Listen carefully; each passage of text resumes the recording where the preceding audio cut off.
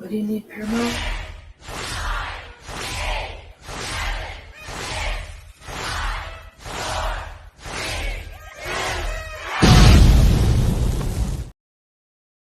Welcome, everyone. Welcome to the Simply Reliable Studios. I'm, of course, Rage of Wrestling, Walter Cruz. I'll be joined by we have a special guest. It's a three-man team today. We're going to join by the birthday boy, Stat Boy Mike. Happy birthday, Mike. How's it going today? Thank you. Hello. My internet fans and family, how's it going?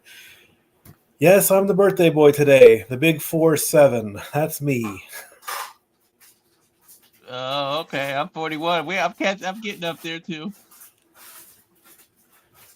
Just show everybody that. Yeah, there it is. Yeah. Yeah. So, how do you feeling about Bad Blood today? It's one of those rare things called a day off that you can actually just sit on the couch and watch television and watch wrestling and all that stuff. And what is it, Dory Lou?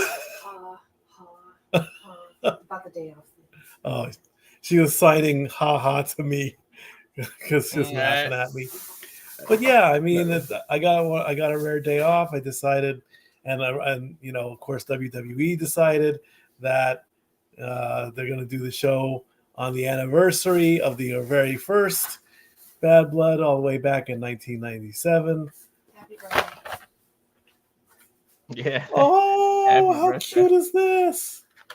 Look at that. My birthday present. It's a little Halloween magnet cat. He's been wanting a cat. Cool. He's got one. That's cool. Okay, so we're gonna do a quick rundown because we still got 15 minutes before the PLE starts. We're gonna do a quick rundown. Then we'll be joined by Noah Foster, of course, the simple man with the spectacular voice. He'll be here pretty soon. So until he gets here, let's you and me go through these matches. First up, we got Bayley versus Nia Jax for the WWE Women's Championship. How do you feel about this match, and who you think walks away with this?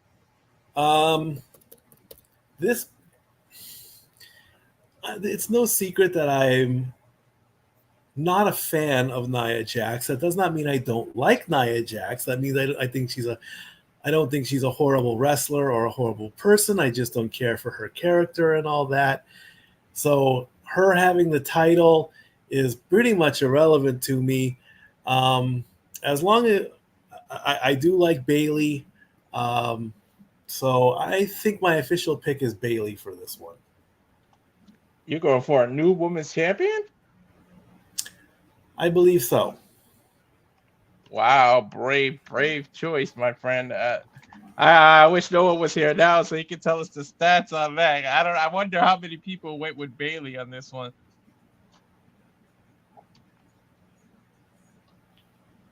But as for me now, I'm going with Nia Jax to retain.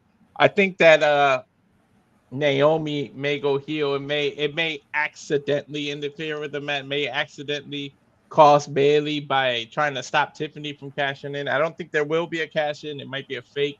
Nia Jax somehow stops it, and then it causes some confusion, and she actually costs Bayley the match. So I'm gonna go with Nia Jax to retain. We already have our first disagreement. So interesting to see that. So we got a total of, I believe it's 6 matches, but I want to double check. Hold on, 1. Unless they added something else, I only counted 5. It's 5. 5. Yeah, it's 5. So then let's go with Finn Balor versus Damian Priest. This, of course, is true Bad Blood. We know the history with the Judgment Day and the former World Heavyweight Champion. Finn Balor feels like Priest was holding him back. So who do you got on this one? I chose Damian on this one. He's got to get his momentum back. To continue the Terror Twins storyline. I think him and Rhea are going to be really hot right now. So I'm going to go with Damian on this one. Okay. I actually went opposite. If anyone needs a win right now, it's freaking Finn Balor. I just feel like he is gonna be by hook or by crook. Judgment Day is gonna be somewhere lurking. I just feel like he's gotta win. And he deserves this win. Nobody needs a win more than Finn Balor right now to keep going strong. Plus, it's the first match in this rivalry between them. That's why I felt like it was just a regular singles match and not any kind of crazy stipulation. So I'm gonna go with Finn Balor for the win on this one, just because of Well, that. I think it's gonna they've fought continue. each other one-on-one before. Since they broke up. Since they broke up, Judgment Day, no, they fought him in the past. Yeah, that's what I mean. I mean, since the Bad Blood started is what I meant. Right. Yeah. So I just see them going through. I know you're not a big fan. I know JJ isn't. But I don't know about personally how you feel about this one, but gonna the internet cooperates with me. Gonna go for the women's world championship. Of course, you got Liv Morgan, the champion, going against Rhea Ripley, the challenger. So will Mommy end up on top here? Oh yes, absolutely. Liv's had the belt long enough, in my opinion. I think. I truly believe that. I think she's had it maybe a little bit too long. I would have let her have it for like 2 months. She's had it 4 months. Give the belt back to Mommy and let Mommy be on top. Again, yeah, why not? I mean, that title is synonymous with her. And then if all the other storylines come into play like they're supposed to, with Naomi and Trinity, or Naomi and Tiffany, and there's even rumors that Charlotte might come back. This pay-per-view is going to be more important than what you think it is. Mm-hmm. There are rumors of Charlotte's return, but there's also rumors of Raquel coming back. So, and then Raquel's got history with being Liv's partner before, going after the tag title. So, who knows if she comes back? Is she gonna come back and be on Liv's side again, and we get a reunion as a heel, or is she just because of what she's been diagnosed with and coming back, does she automatically be face? So it'll be interesting to see if we get any kind of comebacks. But the X factor, of course, is the fact that Dirty Dom is going to be behind bars, suspended in the Shark Tank. I feel like all the time Shark Tank, they find a way to get out of it. Either somebody someone gets control of the rig that lowers the cage, somebody throws a key up to him, somebody does something. So I figure Tom gets out of that cage some way somehow and affects the match. I'm gonna go with Morgan to retain the championship because if she loses now, then I feel like all the heat dies down of everything, the whole reason for the revenge tour and everything. I understand what you're saying about how long she's had the title, but I feel like it continues. She's getting over in a bad way. Her and Dom are like most over people. I mean, passing Dom has toilet tissue that's selling at WWE.com. You can wipe your ass with Dom's face. This is ridiculous. Where was that during the pandemic? That's just pure dumb. I would not waste my money on a product like that. I'll tell you that right now. Hey, whatever WWE can capitalize on, they will. It's just hilarious that they even went there. You're not getting my money like that. No, thank you. All right. And of course, for some reason, it's announced that Naomi has joined to host the tag team champions, Jade Cargill and Bianca Belair. Do you think them hosting will lead to some storyline? Would it lead to anything? Like, what's the point of Bad Blood having a host? Do they need a host, or should them tag titles have been defended on the actual PLE? No, they don't need a host. I'm sorry. The host is now becoming we'll just throw you in here at this point so we can get you on television. It's not like they're going to have the power to make a match. at any given time, absolutely throw in a tag team title match, you know, to make the storyline go on further.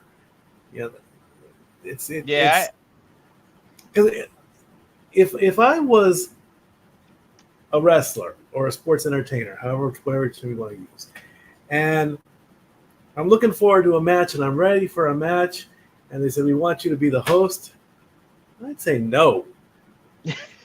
I would flat out say no. I mean, I want to go out there and perform in the ring. I want to win a match. I want to lose a match.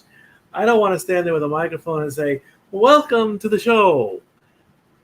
Because then it's like, you're wasting it. You're wasting it. I mean, Hulk Hogan, for example, when he was the host of WrestleMania, you saw him in the opening segment. He couldn't say the words Silverdome and Superdome. He had a beer with Stone Cold, and that was the most we saw of him. That's it. A payday. No, thank you. I guess if you're older and can't go, and then you know, or if you're injured and they don't want people to forget about you, I understand. But I feel like not even WrestleMania or SummerSlam really needs the host. Like, I understand why they do it. It's the big three, or the big four, I should say. But I don't think Bad Blood needs it. So I'm hoping for some reason it leads to something. Like, it's got to lead to something. Otherwise, what was the point?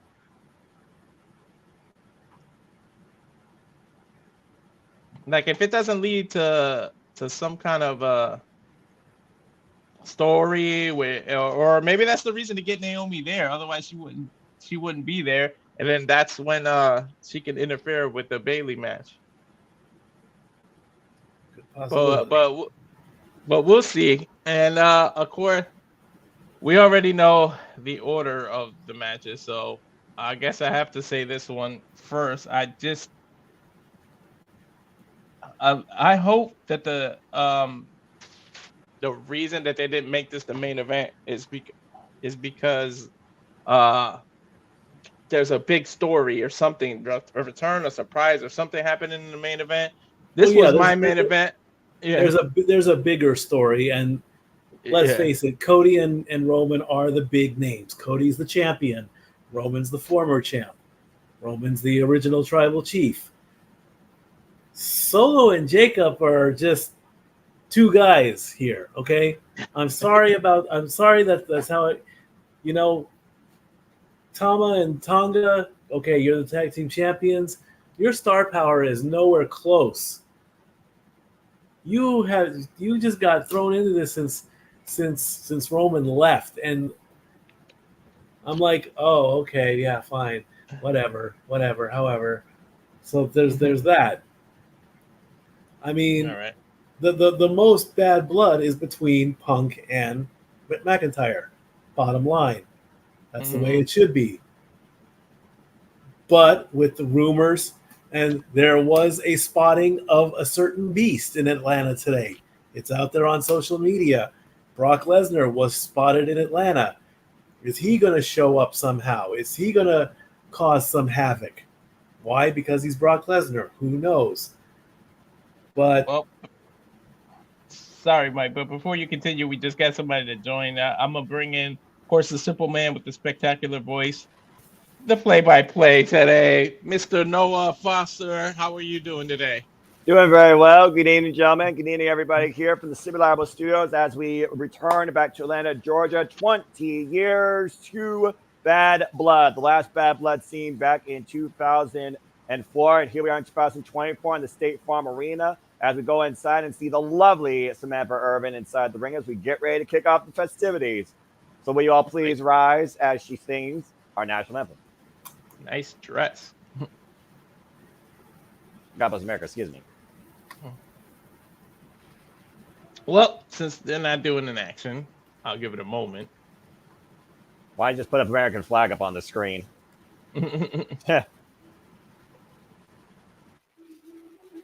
Makes sense being in Atlanta, Georgia. Yeah. But while she's doing that, since we're not going to over talk anything, we might as well continue to talk about this match. What do you think? What was your prediction, Mike? I didn't mean to cut you off, but we were bringing in Noah.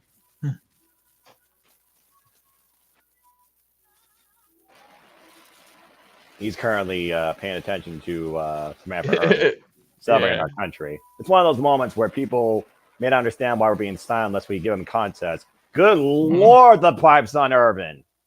I know. She's always been like, I've seen her on Twitter and everything singing. It's funny how they had Lillian Garcia who can blow, sing, and now Samantha Irvin. Just give me these two as a duet one of these days. Beautiful rendition of God Bless America. All right. Well, that's probably going to be the nicest fame we hear tonight because there is nothing ahead but bad blood to be spilled as we are mere moments away. And you are looking live, skyline shot of Atlanta, Georgia, the place that plays home today to WWE'S Bad Blood. We are in State Farm Arena, and a lot is sure to be spilled physically and proverbially here. WWE fans still storming in the State Farm Arena as we speak, past the crowd expected on hand. And shout out to everybody here that's in the chat. Welcome once again, whether you are new or returning to the Super Reliable Studios. Noah Foster, Stat Boy Mike gets commentary for the first time since we christened the name. Good to see him. And of course, always happy to be with Walter Cruz at Rage of Wrestling. For anybody that's tuning in, please subscribe, comment, tell a friend. Hope you enjoy our alternative commentary coverage as we keep you in tune with all the action throughout the entire show. Safety, Catherine, Matthew, Darren G. Good to see all of you. Good to see all the stalkers that may not want to share their thoughts, but we appreciate you anyways. And there you see the luminous structure above the arena that will engulf Drew McIntyre and CM Punk, Satan's playground, where nobody truly wins in the end. But something is sure to be said tonight as we have the W superstars storming in. There you see the Judgment Day where Finn Balor go one-on-one with Damian Priest, looking to prove a point over a year in the making as we have the Terror Twins also here tonight. Damian Priest and Rhea Ripley. Happy birthday, by the way, quote unquote. As Rhea Ripley looks to reclaim the Women's Heavyweight Championship against Liv Morgan, while Dom Mysterio will be suspended in a shark cage. It's the State Farm Arena. It's an old school tradition restored. It is Bad Blood. The way they're showing the cell, it makes me think they're going to start with that match. But considering that's going to be definitely the most physically barbaric, violent thing we're going to see tonight, you figure about, again, the Hell in a Cell structure, Bad Blood, 1997, Shawn Michaels and The Undertaker that literally determined a contender for the WWF Championship. Now we turn the clock forward, literally 27 years later, and we have Drew McIntyre and CM Punk looking to resolve an issue that absolutely is personal when it comes down to family values. While they go through this promo, Mikey, if you want to finish your thoughts there about the Hell in a Cell and who you got. You're muted, brother. Do I have the code open here? No offense to Drew McIntyre. This is his third Hell in a Cell match, but he hasn't won yet. He could use the win, but I don't think this is going to happen. So, Punk. I think Punk needs the win more than Drew does. Punk wants to probably go for the title, although right now I don't see Punk versus Gunther happening. If I do, that's probably leading the Lambs to slaughter. Really, Yeah, I could see McIntyre versus Gunther. That would be a better matchup. I think. Who knows? Who knows what Paul is going to do here right now as he's talking with Cody in this promo. But Cody was in Nashville, of course, yesterday. I wanted to go see the signing that he had. Didn't get a chance to, unfortunately. He slept in his own bed last night in Atlanta because that's where his house is, I would assume. So he's ready to go. Yeah. Alluding to what you were saying, I think Punk and Gunther is a WrestleMania type main event. I think you saved that for WrestleMania. So I don't want to see him go after the title right away. Maybe he can actually win the Royal Rumble or call his shot against Gunther, and that's the WrestleMania. But I'm gonna go with CM Punk on this one. I I just want the rivalry to end. It's the Hell in a Cell. I don't think you can do anything after that. It literally is what ends rivalries. It's the end of the Bad Blood. I think Bad Blood has boiled over at this point in Atlanta. Somebody's gonna spill blood all over that cell and all over the mat. So I'm gonna go with Punk. What about you, Noah? At this point, if CM Punk is going to have any sort of resolution since his WWE return, we're approaching 1 year, and that will be 1 year come WWE Survivor Series.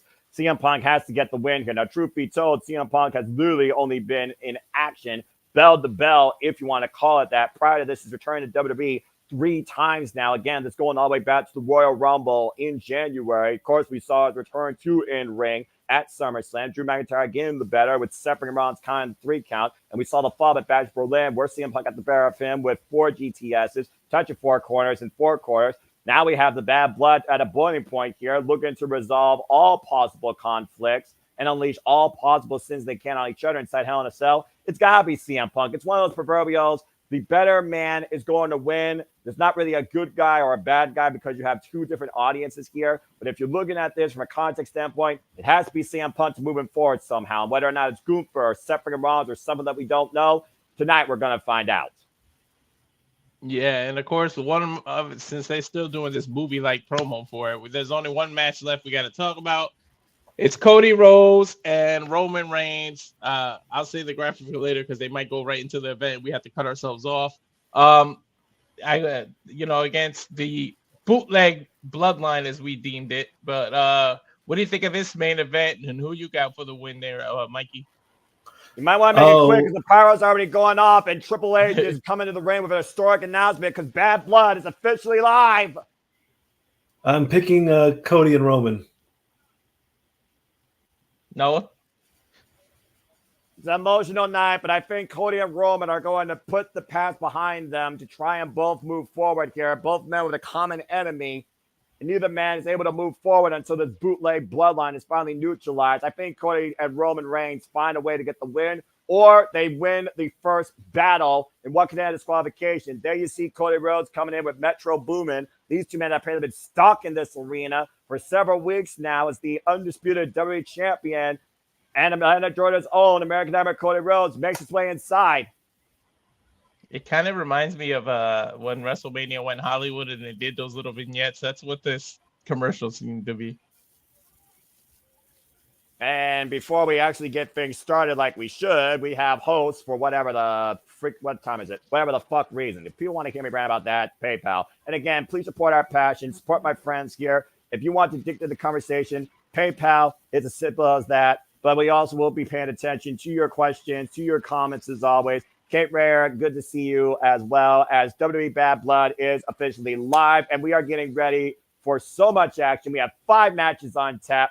Liv Morgan, Rhea Ripley, Women's Heavyweight Championship, Nia Jax, Bayley, WWE Women's Undisputed Championship, Finn Balor versus Damian Priest, Hell in a Cell, Drew McIntyre versus CM Punk, the 54th Hell in a Cell match in WWE history. And of course, what feels like it's going to be the main event, the American Nightmare, Cody Rhodes and Roman Reigns versus Bootleg Bloodline. So Sikoa and Jacob Fatu. Yeah, well, before you came on, me and Mike were going over like we don't see the point of these people hosting unless some big announcement is coming, or I feel like not even WrestleMania or the Big Four need hosts. I don't really see the point of the hosting. I understand more with WrestleMania and SummerSlam, but Bad Blood is, for all intents and purposes, it isn't one of the Big Four. It's a B+ pay-per-view, as people call it. So I don't see the point of hosting. I'd rather have seen these titles on the line. Well, that being said, we now know what opens. There you see it coming down from the rafters. Over 5 tons of steel. Satan's structure, the Devil's Playground. Welcome, folks, to the 54th ever Hell in a Cell match. They're starting with Hell in a Cell. I think that's a big mistake. This match is too big. This match is too huge. The pyro around the cell, good touch. Not a bad plan there. But I mean, I would like to see solid flames as opposed to little bursts. But hey, it works. It's not bad. But hey. Well, contextual criticism aside, when it comes to booking strategies, we are live, Mikey and Walter. And again, we are kicking things off with Hell in a Cell, Drew McIntyre versus CM Punk 3. and hopefully it will be the finale and likely might end in a fatality. We've already seen these two men literally jaw-jack each other. McIntyre praying to the heavens that CM Punk got injured and has literally become a victim of his own sins since the better part of the Royal Rumble. CM Punk has denied him in winning back the World Heavyweight Championship. No, what we totally forgot to do the thing at the beginning, but hey. Well, I mean, usually that's the predicting because I always encourage people support one another, respect each other, protect your mentality. But let's go ahead and do that real quick. Hey! And once again, folks, hello and welcome to our alternative commentary coverage of WWE Bad Blood. Welcome to the show and welcome to Super Reliable Studios. Noah Foster, Statboy Mike, and Walter Cruz on the calls. We are keeping you in tune with all the action. If you want to watch it yourself, I encourage you to reach out to your local provider or check out Peacock, Reddit Premium, or the commercial service. And again, if you want to dictate the conversation, PayPal, Super Chat, as simple as that. Please show some respect. Stay on topic in the chat. It's great to see all the regulars. And for all the newcomers and first-time viewers and observers, we thank you all for tuning in. Hope you enjoy our alternative commentary coverage and reactions as Drew McIntyre is about to enter Hell in a Cell with a new jacket, and he's got his gauntlets on his wrists there, looking like the true Scottish nightmare that he is. Condolences to the McIntyre family. He just lost his aunt a couple days ago, according to social media. Again, this is Drew's third Hell in a Cell match. He has no wins at all. He has made his debut 15 years ago. 15 years and 1 day. He made his debut at Hell in a Cell 2009. And that stat was approved. And thank you, Statboy Mike. And if you all please follow Statboy Mikey and, of course, our lovely fellow dark barkeep, Dory Lou. The Statboy Sports Bar will open up again soon. But please support them on the social medias. And hope everything's going well. It's great to have you for the first time part of the commentary call. As far as Super Studios, Mikey, I hope that's not a one-off for you. And happy birthday, by the way. Please, everybody, wish that boy Mikey a happy birthday. Thank you kindly. Dory Lou's doing quite well as also. She's we've been keeping busy, just because the sports bar isn't going on, we're still keeping up. She's very happy that the Minnesota Vikings are 4-0. Yeah. She is. Her adrenaline shoots through the roof every Sunday. Every touchdown, skull. There are only two teams left in the NFL that are undefeated: the defending champion Kansas City Chiefs, and of course her Minnesota Vikings.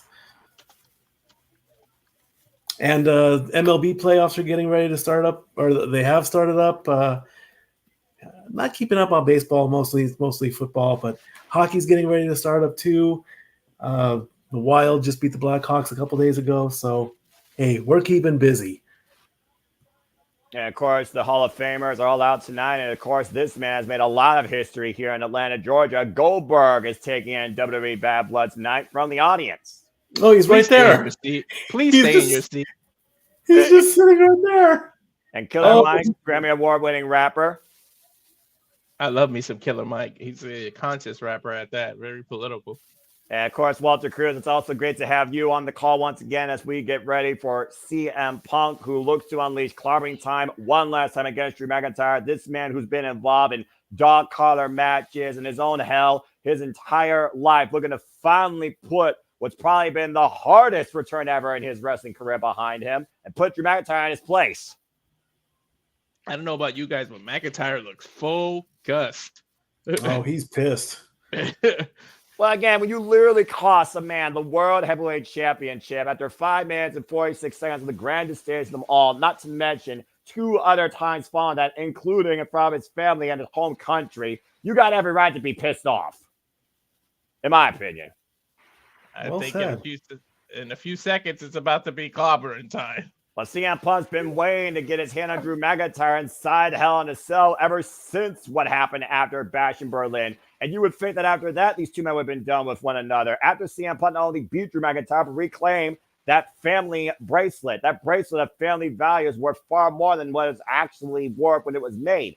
But again, we saw what happened on Monday Night Raw. Drew McIntyre assaulted this man and shoved those beads down his throat. And so it come to this, Hell in a Cell, where neither man's going to heaven, but one may finally have a final resolution.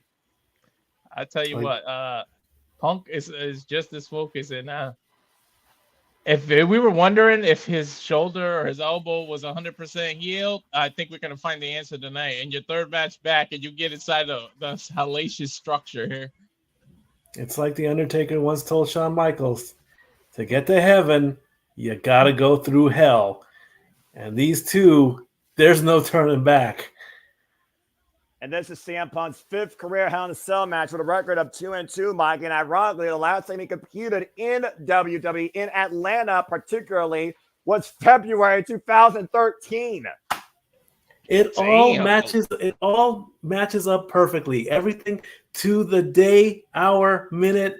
Of course, Hell in a Cell ended back in '97. That was the main event, of course, with Michaels and Taker, and this one starts it. So a few little details every now and then, but Hell in a Cell brings out the worst of anybody that enters it. Of course, you can use the cage as a weapon. The only way this match ends is via pinfall submission inside the ring. And we have seen people literally destroy this structure, dive off the top of it, and have lost blood and flesh upon it. I'll say thank goodness this cage isn't the red one. Thank goodness. Yeah, thank you, Triple H. Of course, the last time I talked about Bad Blood was 2004, one of the damnedest Hell in a Cell matches I've ever seen in WWE history. It was Triple H and Shawn Michaels, where neither man left in their own power. Both men left on a stretcher. Bell rings. We are officially underway at WWE Bad Blood 2024 and the 54th Hell in a Cell match. Listen to this crowd, guys. I'm also noticing there are some holes in the wall of the chain link possibly for climbing. I don't see either one of them doing that right now. The stare down is going on. The tension is just who's going to move first. The end of the trilogy officially begins, and we've seen people climb those walls and up on off. Dean Ambrose, Seth freaking Rollins, Shane McMahon dived off the top of this damn thing. We got to see if they create a whole different new way to get out of the cage if that is indeed made for climbing, because the cell door, for all intents and purposes, is locked. They are locked in here, these two. And right now, these two are locked in combat, middle of the ring. Drew McIntyre, of course, definitely the more powerful of the two adversaries. Queuing up against CM Punk, knife edge chop in the corner. And the strategy here clearly is going to be trying to wear down your opponent. We know what these two men are capable of, but inside Satan's structure, we don't know how far their imagination can go, and that's going to be the difference. Yeah, Punk I obviously has the speed advantage. Drew with the height and power advantage, so the speed or power win in this one, but Punk doesn't run from anything, so I don't know if the speed can even count, to be honest. He's in your face no matter what you do. He's resilient, and he doesn't really run. Nice kick. Did McIntyre summon the devil himself? It was CM Punk that asked for this, by the way, guys. Let's remember, Drew McIntyre was the one with the assault. CM Punk asked for this to be the resolve, and neither man's family has agreed with this, but they don't give a damn. Both these men want to end one another. And we may truly get the end of one of them here tonight. I always say Hell in a Cell doesn't have victors, it has victims, no matter the result. Exactly. Yeah, you don't come out of Hell in a Cell the same way. You go in one way, you come out the other, and it ain't. Oh yeah, just ask Mick Foley about that. Mick Foley got his brain scrambled since King of the Ring 1997 when Undertaker slammed him through the top of the structure. And I pray to God we don't get something like that, considering this is twice as high as the original Hell in a Cell. Remember, we're doing over 5 tons of steel here, folks. Knife edge chop and a big boot by CM Punk. Both men fighting on the outside ring area for the time being. And Irish Whipping McIntyre sent back first into the cell. CM Punk maniacally laughing. And I feel like they have a little more room to wiggle outside in here. The cage is tight. I think it was tighter originally. They have a little more room to move around. Well, we've seen the evolution of the Hell in a Cell structure over the last 27 years. Clearly. Punk, what is going through Punk's mind? I think he's looking for a little kendo stick or something underneath the ring or a chair. CM Punk, by the way, folks, this is his 4th WWE match since his return last year at Survivor Series. CM Punk, who started off the year at the Royal Rumble getting injured due to Drew McIntyre's Future Shock DDT, And McIntyre prayed for that injury and used it for his own catapulted success to lead him all the way to WrestleMania, only for CM Punk to screw him after McIntyre beats Seth freaking Rollins for the World Heavyweight Championship. In 5 minutes and 46 seconds, that moment was taken away thanks to CM Punk and a cup beyond Damian Priest catching in his Money in the Bank briefcase. And these two have not let up against each other ever since. Guys, Mikey, we're like 5 minutes into this match. Look at Punk's back already. When you get up against the chain link, of course, he's red. Oh, and there goes the chair. Limited only by literally how evil these two men can get and how much they want to injure one another. As McIntyre is exercising his will against CM Punk, driving his boot in the side of Punk's head against the steel ring steps. And Punk, this ain't Toy Story, but Punk got Woody out and put the table in, but there was no setup or anything. He tried to use the steel chair, but Drew had other ideas for it.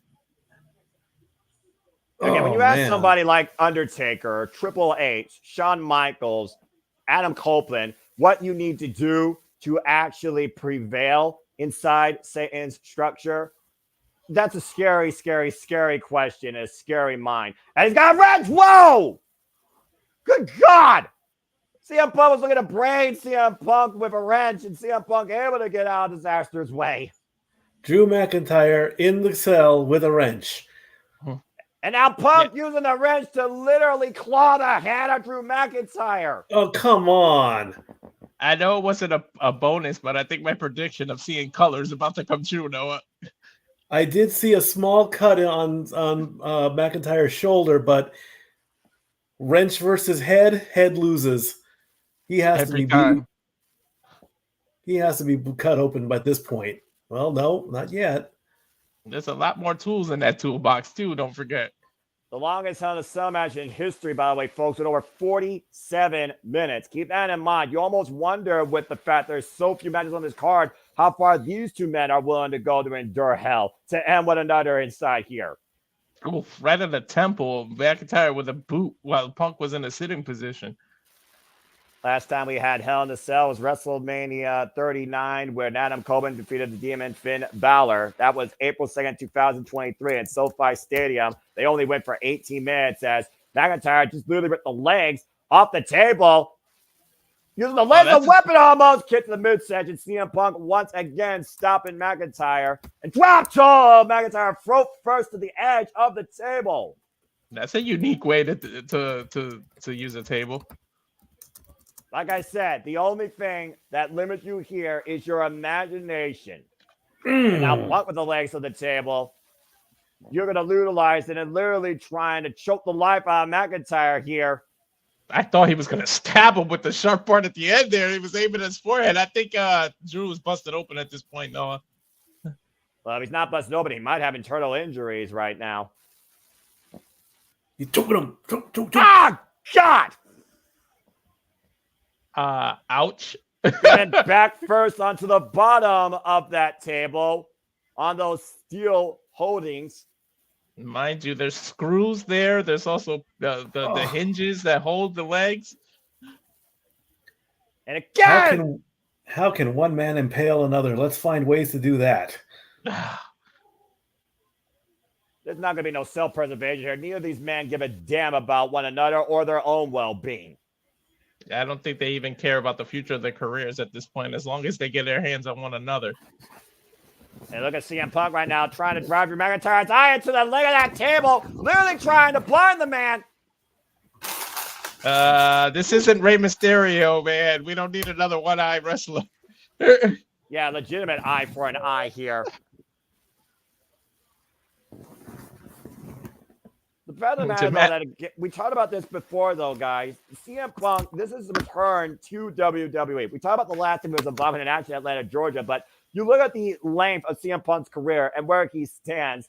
At one point, CM Punk, I think, even said he can't afford a Hell in a Cell match in his career. And yet he's willing to do it tonight to end Drew McIntyre. I think even his wife was saying, don't do this.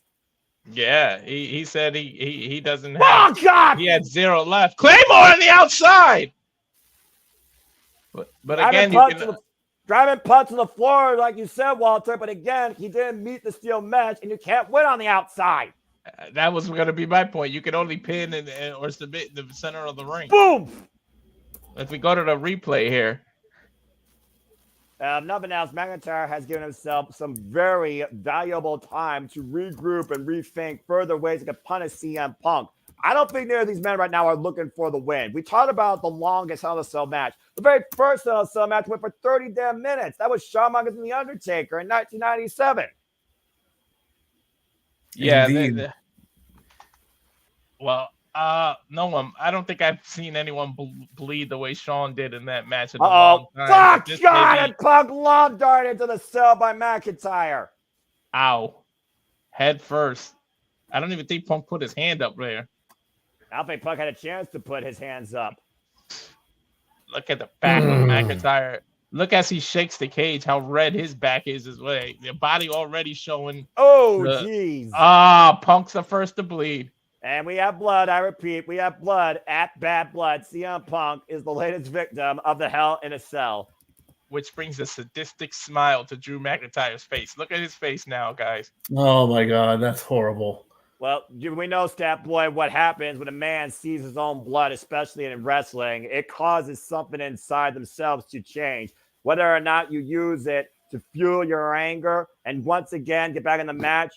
And McIntyre throws a stop at CM Punk's head. Right in the side of the neck and head. Ouch. Yeah, I don't think McIntyre cares about winning like you alluded to, Noah. He just wants to punish Punk. Again, think about what we saw on Monday Night Raw in their face-to-face, non-physical contact. Remember what Drew McIntyre was wearing? An all-black suit. He feels that tonight is CM Punk's funeral. He feels sorry for this man. Why CM Punk says the only person Drew McIntyre will be praying to is not to the devil, not to heaven. It will be him. He literally, McIntyre just stomped CM Punk's head against the steel steps. That'll take away your equilibrium there. Oh, and a big right hand to CM Punk by McIntyre again. You hear what McIntyre says. This is the end of you. CM Punk's showing very little signs of life here. And once again, going back after that wrench. Oh, my God. And now driving that wrench into the open wound of CM Punk. Oh, my God. Look at CM Punk's face. Come on. That is reminiscent of Shawn. No signs of remorse whatsoever on Drew McIntyre's face. Crimson mask, folks. Crimson mask. I don't think McIntyre gives a damn. Forget. And now he's gonna wipe it. He's got blood on his hands, literally. Yeah, pause a few seconds for you, Mike. Yeah, about to say. Well, I mean, it's one of those things where again, Drew McIntyre, he literally said he is going to end CM Punk inside here. As McIntyre is going back underneath the ring now for a table. Pause for a few seconds for you, brother. And we got another table coming into play. I'll pause too. Hold on. Yeah, you're good. You guys, I think we're synced up now because the table's coming out. You just saw CM Punk literally gasping for air. Of course, blood loss can cause a man to literally lose consciousness. Setting up the table. Here it comes. Where's he going to put it? What's he going to do with it? Right on outside of the ring. Well, we've also know, Walter, I think you've said it proverbially, he who sets it up goes through it. Yep. Fool's in the ring. McIntyre he's just stalking him now. Well, we know Drew McIntyre is also better ring condition. Like I said, CM Punk is literally going into his third match this year since the Royal Rumble. Drew McIntyre has been in action nonstop every week this year. Yeah, and he knocks him down. And now look at Drew McIntyre just seeing all his work done with the blood on his knuckles. But he's playing with like a predator does his prey. He's just playing with Punk at this point. Well, at this point, Drew McIntyre, I think, can literally stop this match anytime he wants. He's got CM Punk dead to rights. He has to feel like that. Yeah, but do you want to get too cocky? You know, you don't want to get too confident and cocky. We know what happens when you get to that point in WWE. McIntyre hoisting up Punk on the shoulders. Punk able to escape out of the back, pushes McIntyre off, falls in with the running knee strike. He needed that. High knee. He needed that. That was out of desperation. He needed to stop him somehow. Well, is that Stalling. the last gas to CM Punk? He's trying to go for the bulldog. Uh-oh, and McIntyre hoisting up Punk. Uh-oh. Punk in trouble. Punk able to escape, though. Finds his footing on the apron. Is that the side the table's on, Noah? That's exactly it. Now Punk up to the high-risk district, ascending to the top, looking to fly. Axe handle takes down McIntyre. Woo, we haven't seen a good double axe handle since Macho Man. CM Punk right now blinking his eyes. That blood's got to be searing right now, his vision. On top of sweat and a blood mixture all in his eye. Yeah, but again, it's the proverbial pain, the mental pain that drives CM Punk more than the physical pain he's been enduring. Punk now to the top rope, and an accident with the wrench. The McIntyre catching him. What? God, stamina exploder. Oh. Exploder suplex out of there. I thought he was going to hit him with that wrench off the top rope. He was going for it, but McIntyre able to reverse it. Now sitting. I think he's setting him up for the Claymore. I'm not sure if that's what's on his mind. What's on either of these men's mind at this point? There's the Look kick at the up. look. A kick up by the Scotsman, Drew McIntyre, once again back in control, and he might be looking for a final countdown. Bet the Claymore country for CM Punk's funeral. 2, He's calling. 1. 2, 1, running in. Punk rolling to the outside, maybe just for further perseverance. Can you blame him? That's intelligent. Whatever intelligence CM Punk has left.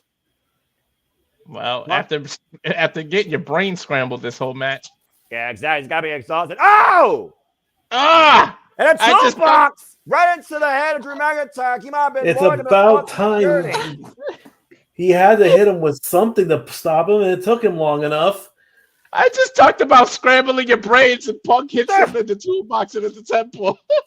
And McIntyre now is busted open and literally bleeding. And now From one McIntyre tool, sees oh, it poured out of him. It's spewing like a faucet. whoa! And that toolbox again can be used as a legal weapon. CM Punk used it once again. Now CM Punk once again going up to the top rope with that empty toolbox in hand. If he hits this, like a it might be Chicago over. Cub. Ah! Massive shot over the head with the toolbox. He brained him. He had no choice but to. Now the momentum's shifting. I think these two bring the worst out of each other, or is it the best, maybe? It's one of those things, an oxymoron inside Hell in a Cell. You gotta bring your worst out of yourself if you're going to survive. And once again, CM Punk padded knee strike in the corner. Both these men blinded by rage more than their own blood. And CM Punk again relentless on the attack. It's the third time the charm. That's 2. At the hat One trick. more. We saw him GTS as it took it past Berlin. The Bulldog finally connects. It might be nap time, Noah. Well, he's close to Dream Street at this point. He's I think calling gonna for go it. CM Punk summoning the will of the fans to put Drew McIntyre to sleep once again. No This bedtime may be the story. end. Night, night. No bedtime story. Just a knee to a face. And McIntyre is slow to get back up to his feet. And once again, CM Punk hoisting McIntyre up on the shoulders. GTS incoming. McIntyre flying back, though. Punk scouting him, swinging him around, looking for the net breaker instead. Once again, up on the shoulders. GTS connects! But this time it's McIntyre that rolls out of the ring. Whether or not that was wherewithal or pure instinct or just a bad coincidence for CM Punk, this match will continue. I think he just kind of just fell to the closest thing, and that's what made him fall out of the ring. Boom! Right underneath the jaw. Drew McIntyre out like a light. As we get the "This is Awesome" chant, I can't disagree. This is a physical war right now. And CM Punk is laughing. Both these men are enjoying the instruction that they have endured and have given. This is what happens when you are involved inside Hell in a Cell. The Claymore connects! from out of Oh, nowhere. God. And McIntyre hook on the near leg to win out of the cell. Kick out by Punk at 2. Guys, how fitting is it that 27 years ago Kane debuted and now these two are wearing crimson masks, blood all over their faces, looking like a red mask, just like Kane's. Well, McIntyre's face is more red than Punk's right now. Yeah, well, it's definitely more red with the imprint of that Claymore on Punk's face. How he survived that, I'll never know. Maybe being fueled by hatred gets this energy and you get to kick out of a Claymore. An incredible kickoff tonight, Statboy and Walter, to WWE Bad Blood. It's definitely, if it wants to get the violence out of the way first, okay, I can understand that. And McIntyre once again scouting CM Punk, might be looking for another Claymore. Punk to his feet. Punk able to just literally backstab. And now Punk looking to trap McIntyre, possibly for the sharpshooter. Oh, come the on. four-leaf Seriously? clover. I think he's going for the clover leaf. Oh, no. Sharpshooter. And he's got it in the middle of the ring. And again, Get him over.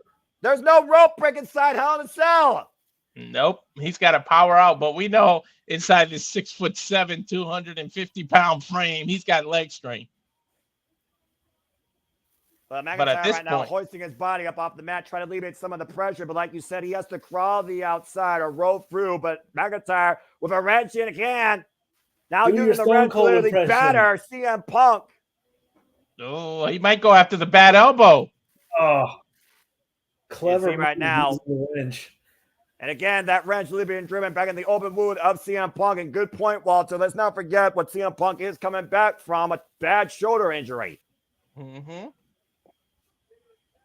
It's Drew McIntyre literally carving CM Punk like a friggin' pumpkin. How fitting. We're in the friggin' month of October. Well, whatever works, works. Whatever works. To get out of the submission move, you got to use the wrench. Now the referee trying to wipe the blood off of Drew. Yeah, good luck with that. But that's going to help. I don't think he cares. I think he's stopping him. He don't even care at this point.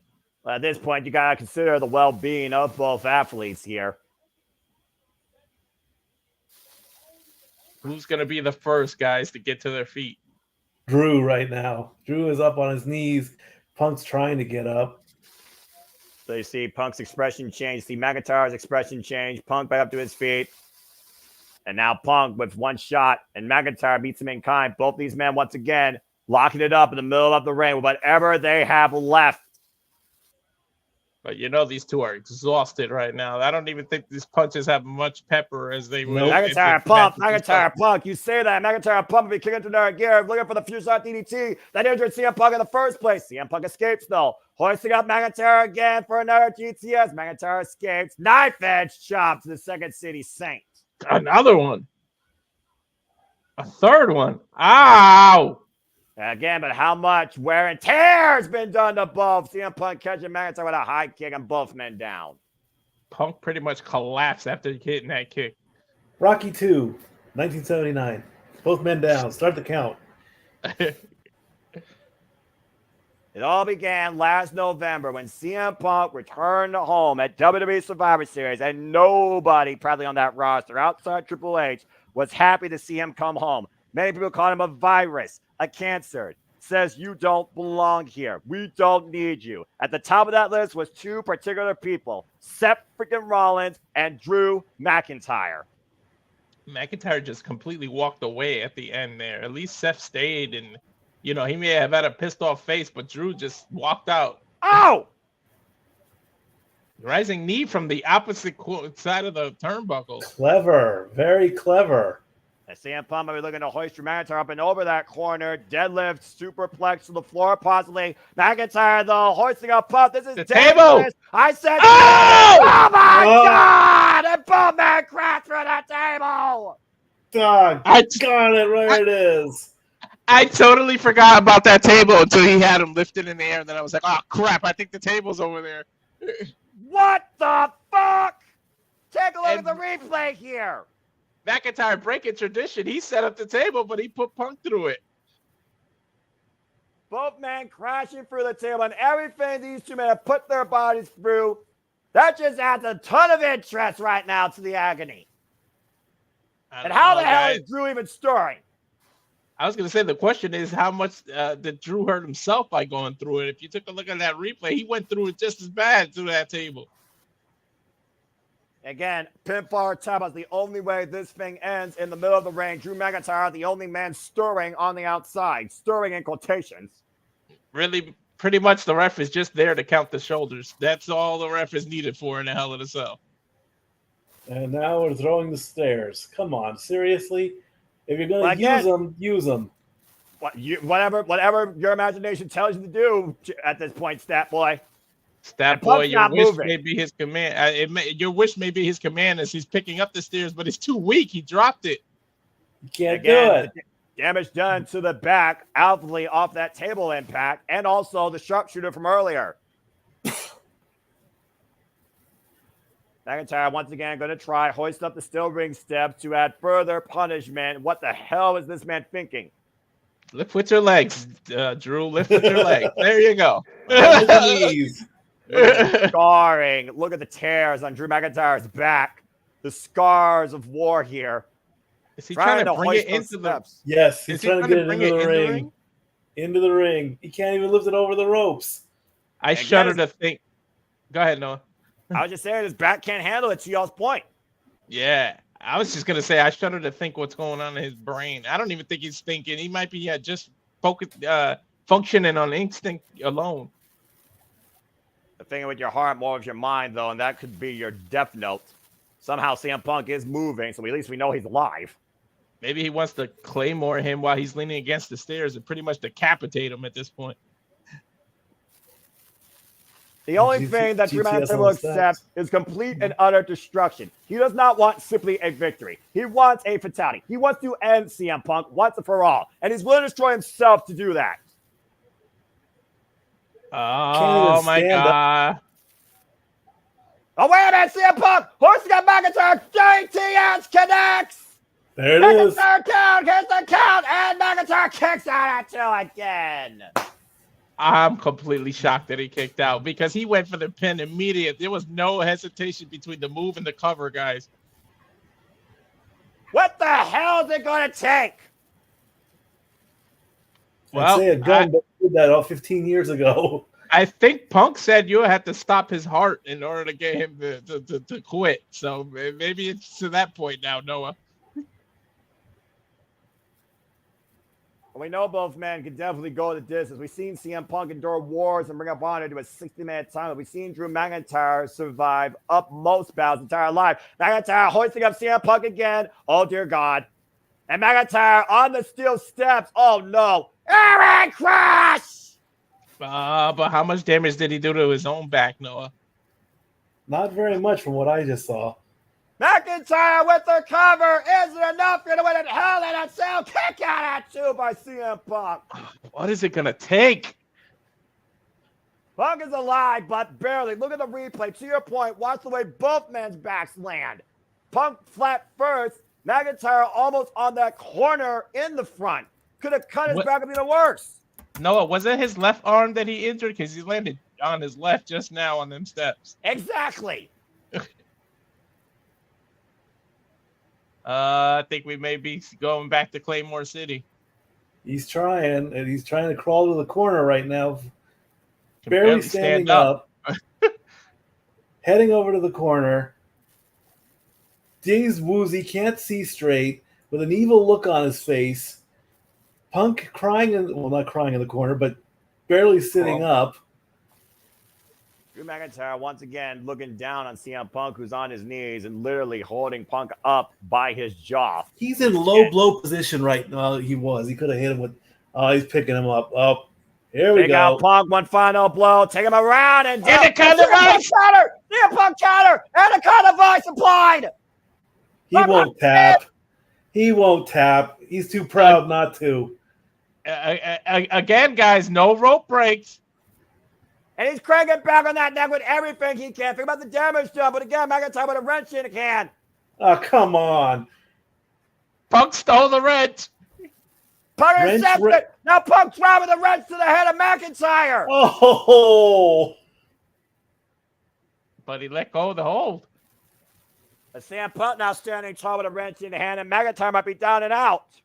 Wrench Entertainment. I think the two W's in WWE stand for World Wrenches right now. There you go. There are so many tools to use from, and a wrench is always the number one. Now he's pleading. Yeah, right. Yeah, there's the low blow you asked for there, Mikey. God! Oh, there's the low blow. 100% legal. To your point, Walter and Stat Boy, you knew that McIntyre had that coming for CM Punk. Let's not forget, it was a low blow in front of Drew McIntyre's family in Scotland that cost Drew McIntyre the World Heavyweight Championship. Long overdue receipt for McIntyre. As we go for the replay here, oh, he got all that low blow. I'm sorry. Wham! That low blow was waiting since Clash at the Castle. That's a low blow that makes AJ Styles jealous. Ouch. AJ Styles get well soon, as he got injured last night, I heard. Yeah, that was sad. That was 2016 AJ Styles with all the low blows. Oh, dear God. And McIntyre with a little black bag in hand. Oh, no, not 10,000 thumbtacks. Come on. Come on. I know how far this has got. This is how personal, how vengeful, how evil this has become. Who's going to get turned into a human pincushion? I almost hope it's just a bunch of beads from the bracelet in there, but you know it's going to be thumbtacks. Look at this shot. It is! I said that as a joke! Oh, my gosh. Come on. The ultimate insult to injury for the end. Thousands of beads. Call me prophetic. Oh, that was hilarious that I say I called that. And all those beads have letters related to AJ Mendez and Larry. Looking for the Claymore. McIntyre collides. Lower back first. In the side of steel ring steps. Damn. I totally guessed that those were going to be beads. That's hilarious. You called that, Walter. You called that. Spine first, though, guys, in the side of those steel ring steps. And CM Punk is a chain right now. Oh, now we get to play. Oh, he's wrapping the chain around his knee. Clever. Go to sleep. Where the hell that chain come from? It was in the toolbox. Oh. A good call, Stat Boy, and I think that CM Punk is looking for the most emphatic GTS to end this rivalry. If he hits this, you got to think it's over, Noah. Got a little too cute, Drew McIntyre did. Hubris is going to be his downfall tonight if CM Punk has his way. What is CM Punk doing with the beats? He's gonna Remember what McIntyre did to Punk, guys. Remember what McIntyre did to Punk. He fed those beads directly to him.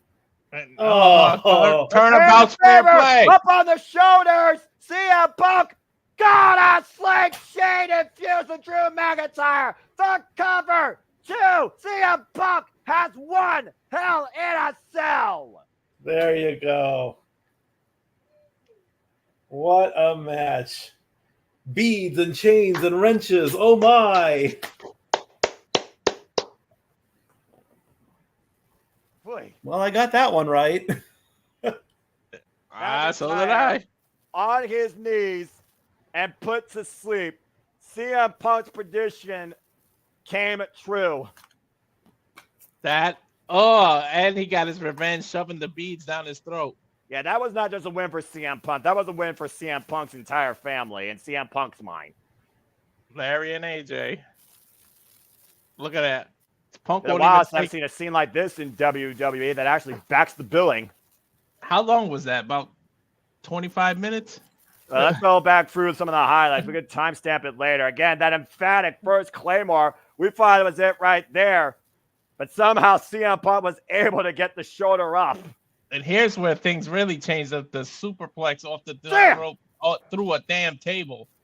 And both men crashed and burned on that scene. And then again, Drew McIntyre once again looking to add a proverbial insult to injury at the expense of CM Punk's family. And this cost him. Look at the way his lower back crashed on the side of those steel ring steps. Oh, right at his tailbone, Noah. I've had a tailbone injury. It's not fun. Yeah, and CM Punk literally using his family against Drew McIntyre for the first time in his return to WWE, putting McIntyre permanently to sleep with that steel chain knee and finally getting the 3. It's pretty much McIntyre's fault for bringing out those beads. If they ever come up with a new CM Punk figure, it should come with the chain around the leg. Mm-hmm. Well, your winner tonight, if you want to call it that, your latest survivor of Hell in the Cell at WWE'S Bad Blood, CM Punk. I think we're really the winners on this. And McIntyre is still yet to win in Satan's playground. Now I wouldn't keep that chain around my ankle. McIntyre might gain consciousness at any point. That's not a bad idea. I think at this point, CM Punk is finally relieved. Drew McIntyre is not moving, folks. McIntyre is down and out. Besides, he probably literally screwed up his lower back. That's true. It could be symbolic that he that he walked up the stairs. Maybe he's saying he's above this now. He's putting it below him. He's putting the rivalry below him. You got to believe this got to be it for these two. Oh yeah, it's got to be over now. I mean, it's done. Yeah, I mean, there's not much more you could do besides literally burning a man alive at this point. And I don't think we need to see an Inferno match in WWE, even though this fire may burn always. I think it's safe to say CM Punk has finally put Drew McIntyre in the past. With a chain wrap knee and a one last emphatic go to sleep for the 1, 2, 3. CM Punk survives and ends McIntyre inside Hell in a Cell. I feel bad for whoever's got to follow this match, guys. Yeah, you know what? People can use the bathroom break. I know what match happened. CM Punk as he closes the door behind him, leaving Drew McIntyre finally in his past. No offense, but I would send Nia and Bailey after this.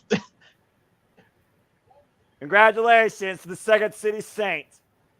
Man, Punk just collapsed. But I mean, again, figure about the wear and tear. Figure about what this did to CM Punk. His family told him not to do this. The price of victory. We got medical personnel here and Adam Pearce and WWE officials checking on CM Punk. You almost wonder when you might see CM Punk in a WWE ring again competing. He might have literally taken him more years off of his career after that. He wants to desperately walk back, though, on his own power. CM Punk is too damn prideful. Sheesh. McIntyre finally gaining consciousness. It's good to know that both these men are able to actually stand on their own 2 feet, even for a little bit. Punk finally getting desperately needed medical attention. Not even in the back, right here. Look, they're bringing out the oxygen.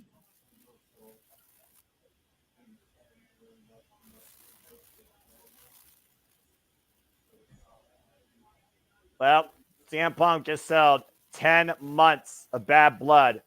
But the question is now, where do either of these men go from here? I don't know, but you got to think it's back to the drawing board for McIntyre. Punk is screaming, "Call my wife." Hell in a Cell literally shortens men's careers. CM Punk just wants to literally call his wife and say, "I did it. It's over." Maybe you should tell her I'm sorry. McIntyre just gaining consciousness as well, Noah.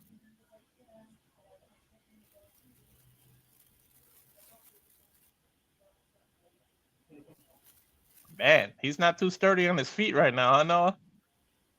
No, he's not. But either way, CM Punk is still your winner of Hell in a Cell. What a match. Good God. I honestly don't mind them giving a commercial break to clean up the ringside area after that. You might as well have been looking at a crime scene.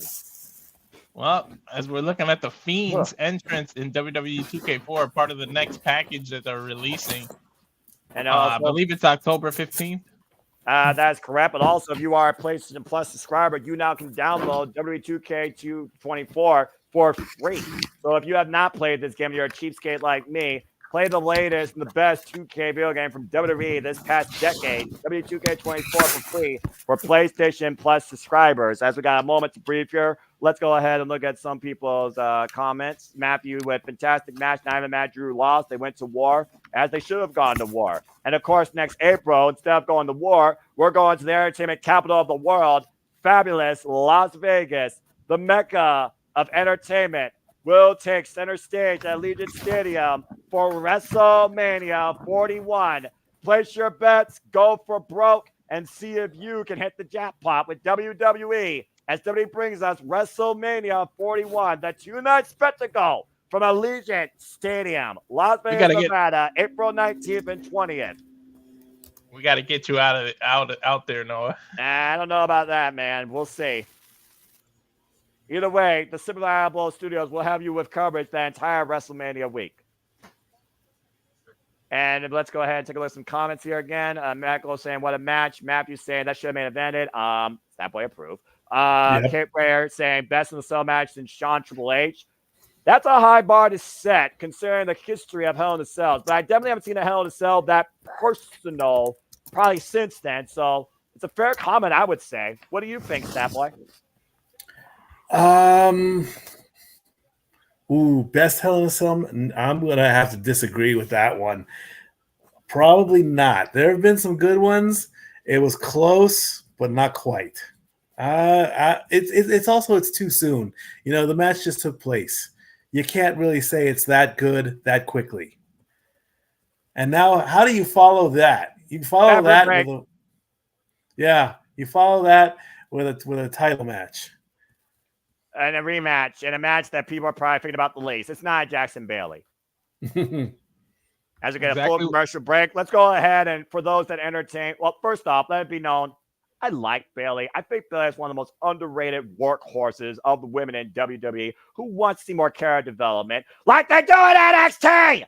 Fucking Raw and SmackDown, your lazy ass bullshit. Anyway. Sorry. Not sorry. But anyway, for those that don't know, Nia Jax became Queen of the Ring back at the Queen of the Ring tournament finale being live at Curia and cashed in on that opportunity at SummerSlam and was able to beat Bailey. Some would say a distraction by Tiffany Stratton helped lead us to that instead of Tiffy time, where more people are weighing more for that than anything else right now on the main roster for the women. In the meantime, Bailey and Naomi pinned both Nia Jax, and they had a number one contenders match. Naomi lost, and so we are here at this rematch point. But another thing to consider is Tiffany Stratton is Miss Money in the Bank. And while she has been at the right-hand side of the queen, there comes a point when somebody likes to usurp royalty and take the throne. And personally, I hope that happens here tonight. For Nia Jax, it's closure. Because if Bailey doesn't win here, Bailey might as well not get another chance at the title. But I also consider where Naomi's mind is at, considering Naomi, once again, lost out on the big opportunity. So what gives here? Is it Naomi? Is it Tiffany's allegiance with Nia Jax? Or if we're lucky, if anything else gives, is it Nia Jax run with the WWE Women's Championship? It's Nia Jax and Bailey for the WWE Women's Championship shortly after we come back from this video package and Peacock's commercials. Fuck Peacock. Jesus, fuck Peacock, fuck TV. Yeah. That means that. I think Naomi's here tonight, obviously, because she's hosting. Now, does she turn heel? Does she interfere with this match? Does she, like I was saying before you came on the air, I think she accidentally causes Bailey to lose here as she tries to stop Tiffany from cashing in because it may be a tease. She doesn't cash in, but it might be a tease, and then Naomi stops it, and then that's what causes a match, and then she kind of accidentally does it on purpose, if you know what I mean. Well, there comes a time where a friend looks out for the best interests of others, and there also comes a time where a wrestler, I think, looks out for themselves more. How much more can Naomi, who's done jack shit since coming back to WWE after losing the TNA Knockouts Championship to Jordan Grace at Hard to Kill as Trinity, how much more disappointment can a superstar handle before they need to make a change and look at themselves in the mirror and realize who's to blame? I'm just saying. What's your thoughts, Statboy? Well said. At some point, you know, you gotta make that choice. You are absolutely right in that. She hasn't done much. This is her moment to make or break her character. If they have made that decision to play that game and say, this is your moment, work with it. If not, Naomi's done. Bottom line. And it's a shame after coming back with such a beautiful, beautiful TNA run. That had to be the best run in Naomi's career. Oh, without a doubt. The fact that And- she submitted the virtuosa Deonna Purrazzo at Slammiversary last year, then had that run all the way into the rebirth of TNA, only to lose it at Hard to Kill to Jordan Grace, and have done jack shit since. Lost the Elimination Chamber, lost Tiffany Stratton. Yes, she won a trios match at WrestleMania. And of course, all the Hall of Famers are out. Shout out to Jacqueline, another all-time great champion. I love And her. also Wow, Lillian she's Garcia. Yay, Alright. Lillian. Oh, it's great to see Lillian Garcia. And also got Booker T, Five the Hall of time. Famer. Chucky Ducky Quack Quack. Don't you start that. And of course, you can hear Booker T if you choose every Tuesday night on NXT. Giving you the Shucky Ducky Quack Quack and the Whoop That Trick remix alongside Vic Joseph, WWE NXT, now on the CW. I think we're going to the Skybox, We're guys. going into the skybox. Who's up in the skybox? The hosts. So, yeah, you're talking about Naomi. I think you're safe. Wow, they changed colors and everything. They're now blue. I tell you just what. Just wait till next time. They'll be purple. No pun when it comes to Cody Rhodes, but everyone comes to the point in their career where they hit a crossroads and they got to decide: do I go this way or do I go that way? And I think it's time for Naomi to decide that. I think she's at a crossroads in her career right now. Oh, look who's in the Legends Lounge with them, though. Tully Blanchard, Mickey James, and Yeet, the new WWE Intercontinental Champion, Jey Uso. It's a shame that his title isn't on the line, too. Yeah, right.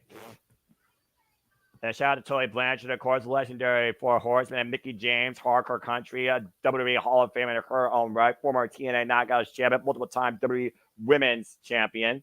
And again, for those that are wondering why this may be a little early, I think the goal is to complete this show before the start of UFC, if not to conflict with it too much. There you see Hurricane, Sean Helms, and I think that's DDP. As we go back down to ringside, time for our WWE Women's Championship match. Here comes Bayley. I think it was DDP and Sean Waltman was in there too. Yeah, That's X-Pac right. was there, yeah. Yeah, exactly. Bayley, of course, who won the WWE Women's Championship from Io Sky at WrestleMania and had a tremendous run through SummerSlam. Bayley looking to once again regain the gold and once again prove that Nia Jax, simply put, is reckless and not worthy of being called champion.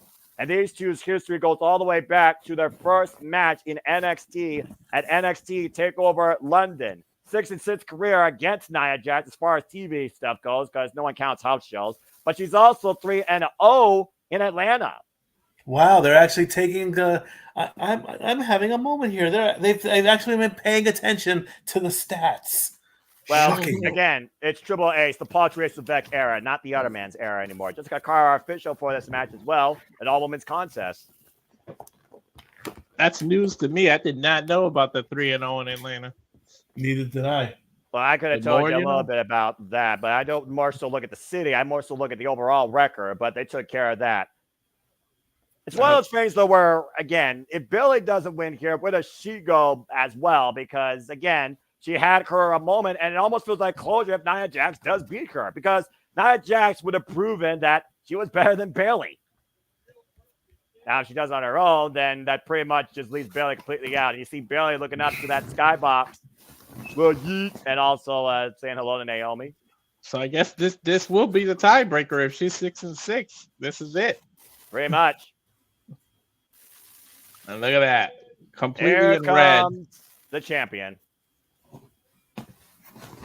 The queen of the ring, and probably the most hated woman in WWE, the WWE Women's Champion, Nia Jax. Not by me. I love me some Nia. I've always been behind her. Well, she's been in interviews, though, talking about that hatred towards her, and it fuels her in a way. She doesn't give a damn what people think about her. She's out to prove everybody wrong, and it's hard to argue since she came back to WWE this year. She's been proving everybody wrong, and now she has the belt to prove it. 63 days as WWE champion. Second title defense as WWE Women's Champion. 9-1 since May. Only loss was in a tag team match. And again, it was that match where Naomi and Bayley both pinned her, but only one gets the face of the night. Talk about the confidence that comes with being a champion as well. Which I'm surprised they didn't turn that into a triple threat tonight. They usually go that route, but kudos to WWE for not going with going against what they normally go with. Well, I mean, at this point, when you don't build enough competitors to actually face the champion, you kind of just go like break glass here. That's true. Everything Pro Wrestling, good to see you as well. Hey, yo. Let's go down to Samantha Urban for introductions. Everyone's wearing red.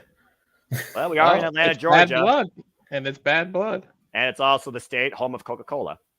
Mm-hmm. Oh, Coca-Cola. Yeah. I should be drinking a Pepsi right now. Mountain Dew for life.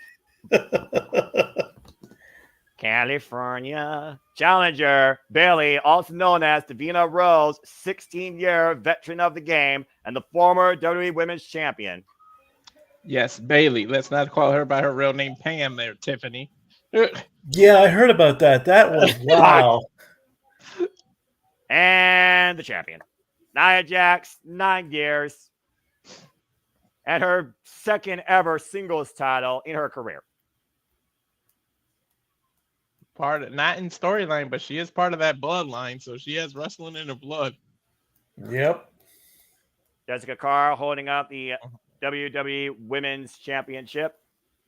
She's got some red on her eyes too. Look at that. Everyone's red. Nearly 17,000 loaded into the State Farm Arena for tonight's WWE Bad Blood event. And here we go. It's one of those. Whoa, and they go right at it. Hold on. It barely has to have the fast start because we know that Nia Jax clearly is going to have the power advantage. She starts off overpowering Bailey with the splash in the corner. My goodness. Man, Nia Jax right now just showing off her range despite wearing red. Trying to go for the quick win, just lunging her body into Bailey. Now starting to pick her up.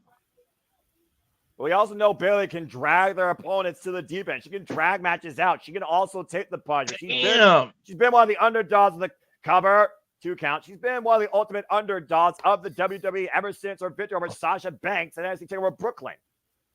Yeah, she has been, and boom, man, she was won the title at WrestleMania and had an average or so title run. I mean, she defended it against Tiffany Stratton and Naomi at WWE Backlash. She defended against Piper Niven at Clash of the Castle. And then, of course, she had her match against Nia Jax at SummerSlam, where many still say if it wasn't for Tiffany Stratton, Nia wouldn't have won. But Nia is being dominant right now. And Nia Jackson and Bailey off the ropes again, just froze her body into Bailey, like running into a brick wall. I think Nia needs a match like that. The way she's dominating Bailey makes her look good as a champion. Bailey with a bit of a mat burn on her elbow, from what I see. Well, again, second defense after overcoming Meacham, so I can understand what you're talking about to your point about Nia Jax proving her dominance. Trying to squeeze the life out of Bailey now. Yep, with the bear hug. Nia trying to be a chiropractor in training. Mm-hmm. Bailey, though, slipping out from behind, the roll up, the cover. Do we have a new champion? 2 count. No, not like that. That should have been a 1, not a 2. A unique take on a half crab here. Yeah, all right, Bailey, Nia Jax showing us something a little different here for once. Look at that. A half crab, great torque on the leg right now. Just literally contorting Bailey here, turning on her side, adding more pressure. If she would have put her knee on her back, that would have made it about 5 times worse. There you go. Get the rope. I don't think anybody would put Nia Jax as a technician. Oh, jeez. She's learning. And shout out to Michael Cole, Corey Graves, Kathy Kelly, Jackie Redmond, and Samantha Irvin, your play-by-play analysts, reporters, and ring announcers for tonight's event. Give the respect where respect's due. This has been nothing but a mental and physical thrashing by Nia Jax. Very one-sided here for the most bit. Very. I'm surprised. I think Nia came out of the gates, like a bat out of hell, and it kind of shocked Bailey. Bailey trying to fight back out of the camel clutch. There you see the chin lock applied, and right now the body shots being applied. Release the hold, Irish whip. Bailey's out of the corner, springing up and over. Lands on the apron, slips out from underneath. And now Bailey's looking to use her speed or her advantage. Sidestep, Nia to the outside. The quickness right now. Bailey Finally coming into play. Great scissors kick. Booker T probably approved. Nice. Now the champion right now wielding, and Nia looking for a reprieve on the outside. You see that Bailey was looking for the suicide dive. Bailey changes strategy. Baseball slide. Safe. now pounding away on Nia on the outside. Of course, Tyler can only change hands. We have pinfall submission inside the ring. To your point, Bailey smart intelligently brings Nia back into the ring. And Bailey with the cover, with the leg. It's a 2 count. Should have been a 1. 2 counts are too soon, too quick. Well, I mean, if nothing else, you try and wear down your opponent. With Nia Jax, that's easier said than done. And Bailey, to her credit, still holds the record for the longest reigning SmackDown Women's Champion. 380 days. Step right. Proof. And whoa, man, messy tope just takes Nia off her feet. Not sure if you got enough distance for momentum with that. Again, damage done to that back as well. You see Bailey still grabbing her lower back from that bear hug from earlier. I mean, Nia has about 300 more days to go. If I'm being just, sincerely honest as an analyst, I don't think she's going to go that distance. Me neither. Just being realistic here. I'm being a realist. Mm-hmm. Setting her up for like a Razor's Edge position or a Dominator. Oh, man. Up and into the corner. And Bailey right now hung upside down. Oh, and a splash by Nia. Follow up. And Bailey's an up and over. No, hip attack. See? And Ouch. again, Nia Jax just literally exercising her will against Bailey to y'all's points. Oh, boy. Looking for the finishing move. Her version quickly, Bailey gets back up on her feet, avoiding certain disaster.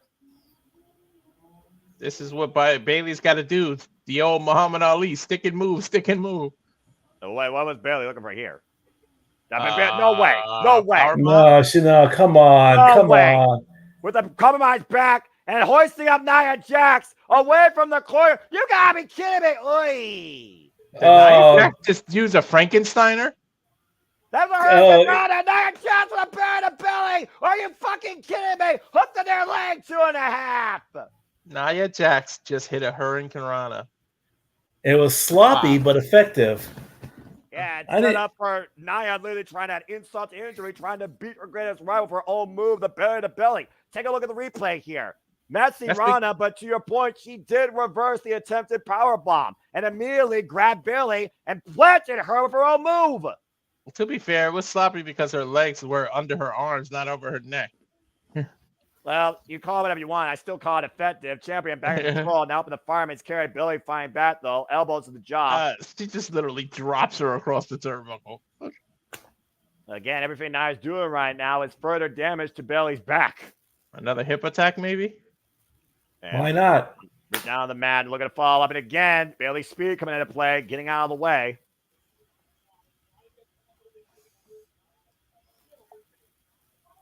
And Bailey once again, drives her knee in the head of Nia. She got all that knee, too. And right now, Bailey feels in the driver's seat, renewed confidence, renewed momentum for the challenger here, scouting Nia again. And Bailey up and over, sunset flip! Power bomb in the corner, but I think Nia got the worst on Bailey. I think Bailey's knee gave out. Yeah, again, instinctive move, and that might have been literally disastrous for Bailey there. Remember the history of knee injuries that Bailey's had in her career. Bailey with a series of elbows a la Dolph Ziggler. That nickname, let's call it what it is. The current TNA World Champion who will defend that title against Joe Hendry at Bound for Glory. And I have not made my official decision. I will make it tonight during Saturday Shenanigans. I only said since we're watching WWE. Top rope elbow drop, cover here, 2 count. And throws Bailey to the outside. That's a powerful kick out. Just roll her out. There you go. All right. Well, I mean, Nia can retain the title via count out if Bailey can't get back into this. Take a look at the replay here. Great elbow drop to the heart of Nia Jax by Bailey. That flying elbow perfectly in position. Nia's still too strong at this point. To Nia's credit, I guess she ain't satisfied with a count out when she went after to go Watch chase out! Bailey. Look out! Nia showed her Nia showed up first and it's still rings posts, or excuse me, still steps.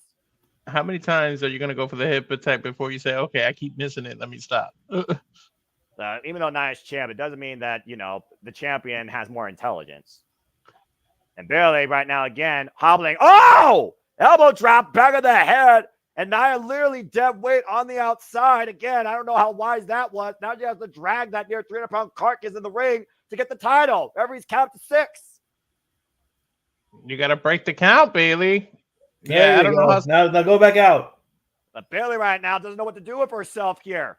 She's got to go back outside to your point. She does break the count, but she has to bring Nia back in. Now again, puts an attack, step up the steps. Oh!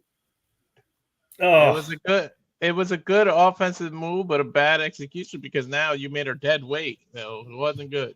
Yeah, and then she followed up and got caught with a body shot out of midair. Oh, the stairs are right there. And now Nia Jax with a belly power bomb on the steel steps. All right, that should be a DQ. Match over. Bailey wins. Oh, Jesus. Referee's discretion. Flinging her in the LED barricade. I'm counting more than 10 by now. Jessica Carr maybe showing some leniency here, considering it's a championship match at the 5 as we're going back inside the ring after Nia Jax just ragdolled powerbomb, saying that 5 times fast. Bailey into the freaking barricade. She might be going for her version of the bonsai drop. I don't know if I agree with this. Again, we talked about the resilience of Bailey. Honestly, I wouldn't mind upsetting this match, though, personally. Mm-hmm. Well, Stat Boy went for it. He said Bailey was going to win the title. Bailey also a Grand Slam champion in WWE. She's been Money in the Bank. She's been a Royal Rumble winner. She's been WWE Tag Team Champion. Whoa! Pop-up Samoan drop? Pop-up Samoan and drop. now again, the bear cover! Kick at you. I think Bailey was looking for like a reversal there, and Nia somehow still able to get a Samoan drop to your point. It did look a little bit sloppy, but it still is getting the job done. Well, call it you want. I call it effective. Let's take a look at this again. The pop-up. Yep, that was a Samoan drop. Bailey trying to look for what looked like, I think, a famouser out of the air. And now Bailey once again. And Nia Jax again, the back giving out. Nia once again. Bailey trying to outpower her, and Bailey cannot win this battle of power.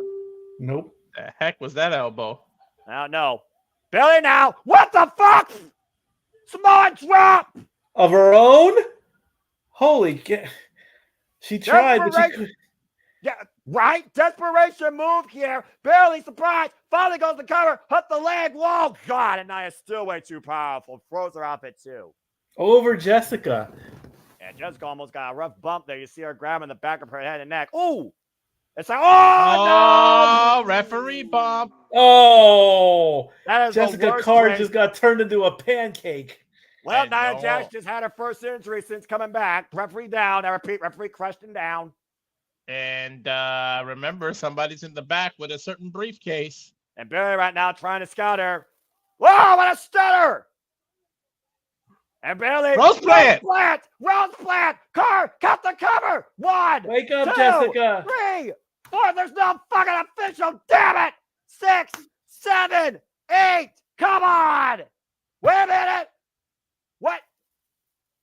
It's Tiffy time. Is it actually going to happen? Miss Money in the Bank. Bailey, though. Oh, got robbed by the briefcase. And what's Tiffany doing here? There's no referee. Champion's down. Challenger's down. Opportunity is here. You gotta wake her up. She's gotta make her. Is she actually gonna do it? Jessica has the briefcase. Jessica's trying to get taking it back. He's taking it back.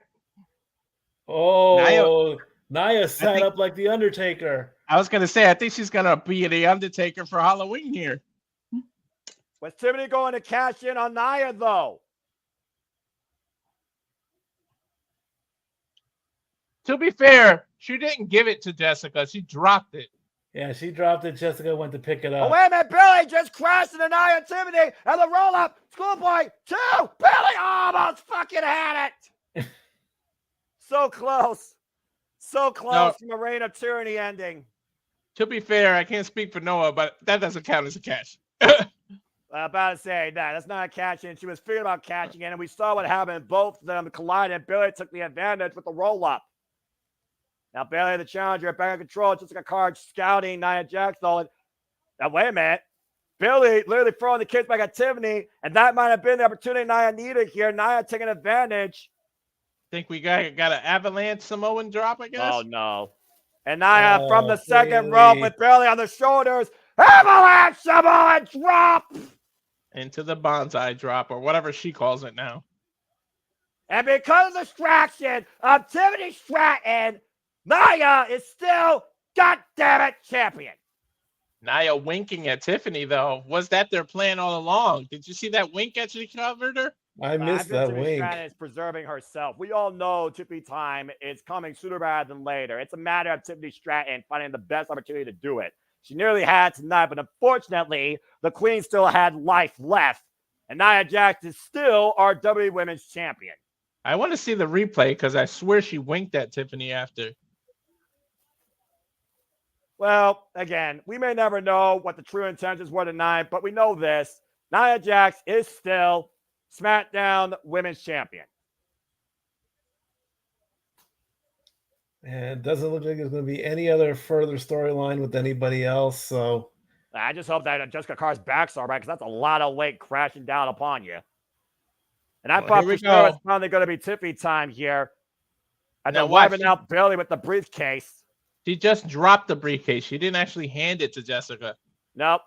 Yeah, Jessica and again, the cash-in is not official until the bell rings. Now, let me see if they show this wink again. Here's the avalanche Samoan drop into the bonsai drop. Yeah. And then, to your point, the Annihilator annihilates Bailey once again, thanks to Tiffany Stratton. Yep, there's the wink. Nia Jax still seems incredibly angry, though, with the idea that Tiffany Stratton might have been wanting to cash in on her tonight. But either way, Nia Jax is still SmackDown Women's Champion. Well, that waste of time's finally over. Now we got another commercial break. Let's go ahead and take a look at some comments here. Gary here, good to see Pop. It says, happy birthday, Stat Boy Matthew with RIP, Jessica Carr. That's the second bump she's taken in her career, to my knowledge, because last time the bump was a match in NXT with, I think, Shayna Baszler. I think I called it, and Matthew saying, well, didn't get the Naomi heel turn, but they continue to tease the tents for Nia and Tiffy time. Look, we all just want it to be Tiffy time right now, right? Any time's better than Nia time. Let's just put it out there, okay? Tiffany may need to join Raw and then go and go with her boyfriend and leave. Look, all I know is once it's Tiffy time, the Women's Championship will be valued at a much bigger level. Speaking of fans being at a bigger level, next year's SummerSlam will be even bigger, as it goes for the first time ever for 2 nights. Stay tuned August 2nd and August 3rd next year, 2025, from MetLife, WWE SummerSlam. Thank you, WWE. You bring SummerSlam to New Jersey the year I'm moving out of state to California. Thank you. That's just, opportunistic timing on their part and bad timing for you. What are you going to do?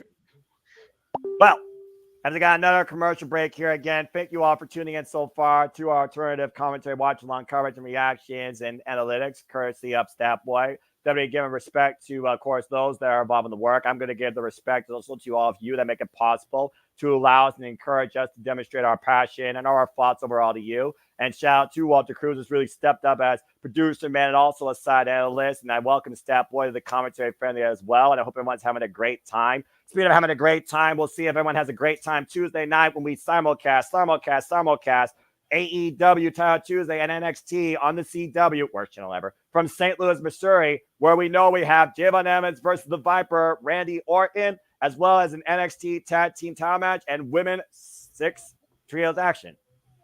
The Dragon Ball Z card, we go to Xavier Wood. I want to see if I'm prophetic twice. I predicted that the bag wasn't the thumbtacks, but the beads. I'm going to go ahead and guess that this match is next. I want to see if I get mud in my face or what. Go ahead and say it. What match? The Balor and Priest. Well, of course, we know that Xavier Woods is a huge gamer, of course, and that's a hell of an endorsement right now with that Dragon Ball Z car. Mm-hmm. He's showing the PlayStation 5 version of Dragon Ball Z, but right now There have been way too fucking many recreations of the original Cell Saga, the original freaking the Frieza Saga, the original freaking Majin Saga, the original freaking Sand Saga. For the love of Pete, how many times are you gonna reinvent the wheel and it still works the same damn way? I have no idea, but I wanted to. I'm gonna do the free version of WWE 2K24 myself because I'm broke right now. I can't be buying games. I'm a fucking cheapskate, so you know. Anyway, our next match is brought to us by Dragon Ball Sparking Zero, and I'm pretty sure neither of these men's power levels are over 9,000, but the rage is up next. Finn Balor versus Damian Priest. I'm playing the lotto. What the hell? Hey, you know what, man? You know what you're doing.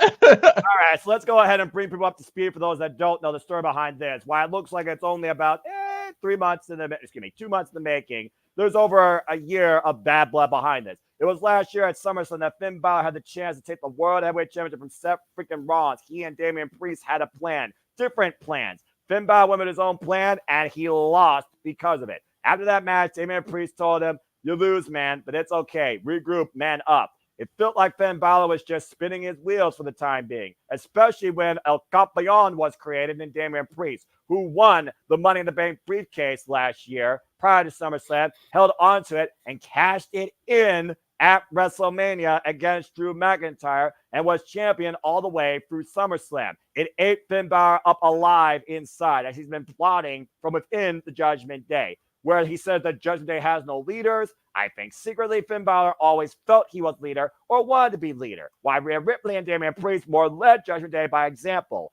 as champions and effective in competitors.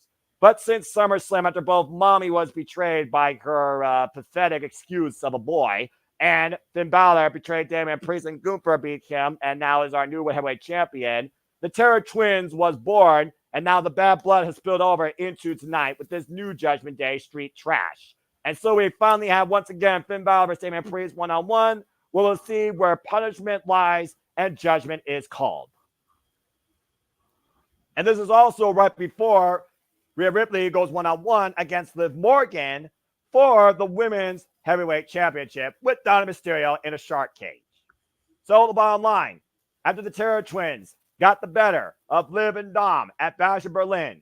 Are we 0-1? Are we 0-2? Are we 2-0? Do the Terror Twins finally destroy and put Judgment Day into place once for all? Here's the first half to find out. Stay tuned. $10 super chat here from Bob at Jerry's World. Appreciate it. Thank you for that. Thanks, love Bob. and support. That being said, as again, fuck Peacock. Stat Boy, we know these two have a long-term history. At one point, they were feuding over the United States Championship before they were even partners in Judgment Day, originally led by Adam Copeland. Finn Balor, of course, a former NXT champion. He has yet to win the big prize, though, since being part of the main roster in WWE. Damian Priest did that, and while he was only champion for about 4 months, he proved a lot when it came to his value and his leadership. Finn Balor wants to put Damian Priest in his place, saying, "You were never better than me." And I'm going to show you exactly why you weren't. Do you think Finn Balor gets it done tonight? No. I'm sorry. Balor is just not as much as he once was. I want to see the Demon come back. If they want to rebuild and bring back the old Demon Finn Balor and maybe keep this storyline going along, that's the way he's going to beat Priest. Priest won't know what to do against the Demon. He'll know what to do against Finn Balor, his brother in the Judgment Day. He'll know how to beat him. But bring in the Demon, Priest won't have a chance. Who's that? Up there's X-Pac. There's There he is. X-Pac. Yeah, there you go, brother. Tully Blanchard. 4 Horsemen in the house, including the enforcer, Double A Arn Anderson. Who cannot smile. Yes, but he has a Glock. So are you going to question his expression? He still probably can give us a mean spine busting to this day. Probably so. I wouldn't question him at all. I'm not.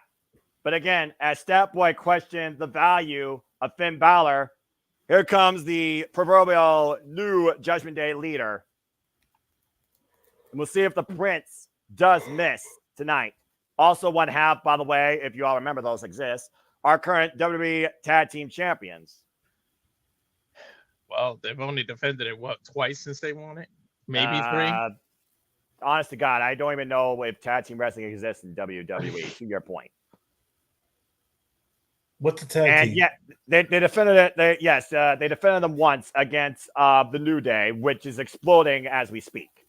And that was back in September 16th. Jeez, once. Well, they've been champions for 104 days, so you do the math. And there was a tease on SmackDown, and most people are guessing, I'm guessing, based on the fact that it's a car, and it showed Detroit that it's the Motor City Machine Gun. So maybe that's much injected into the tag team that we need. Possibly.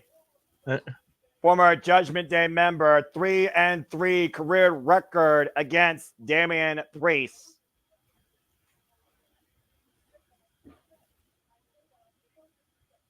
It's one of those things where will you really give the success to for Damian Priest? Was it Rhea Ripley or was it Finn Balor?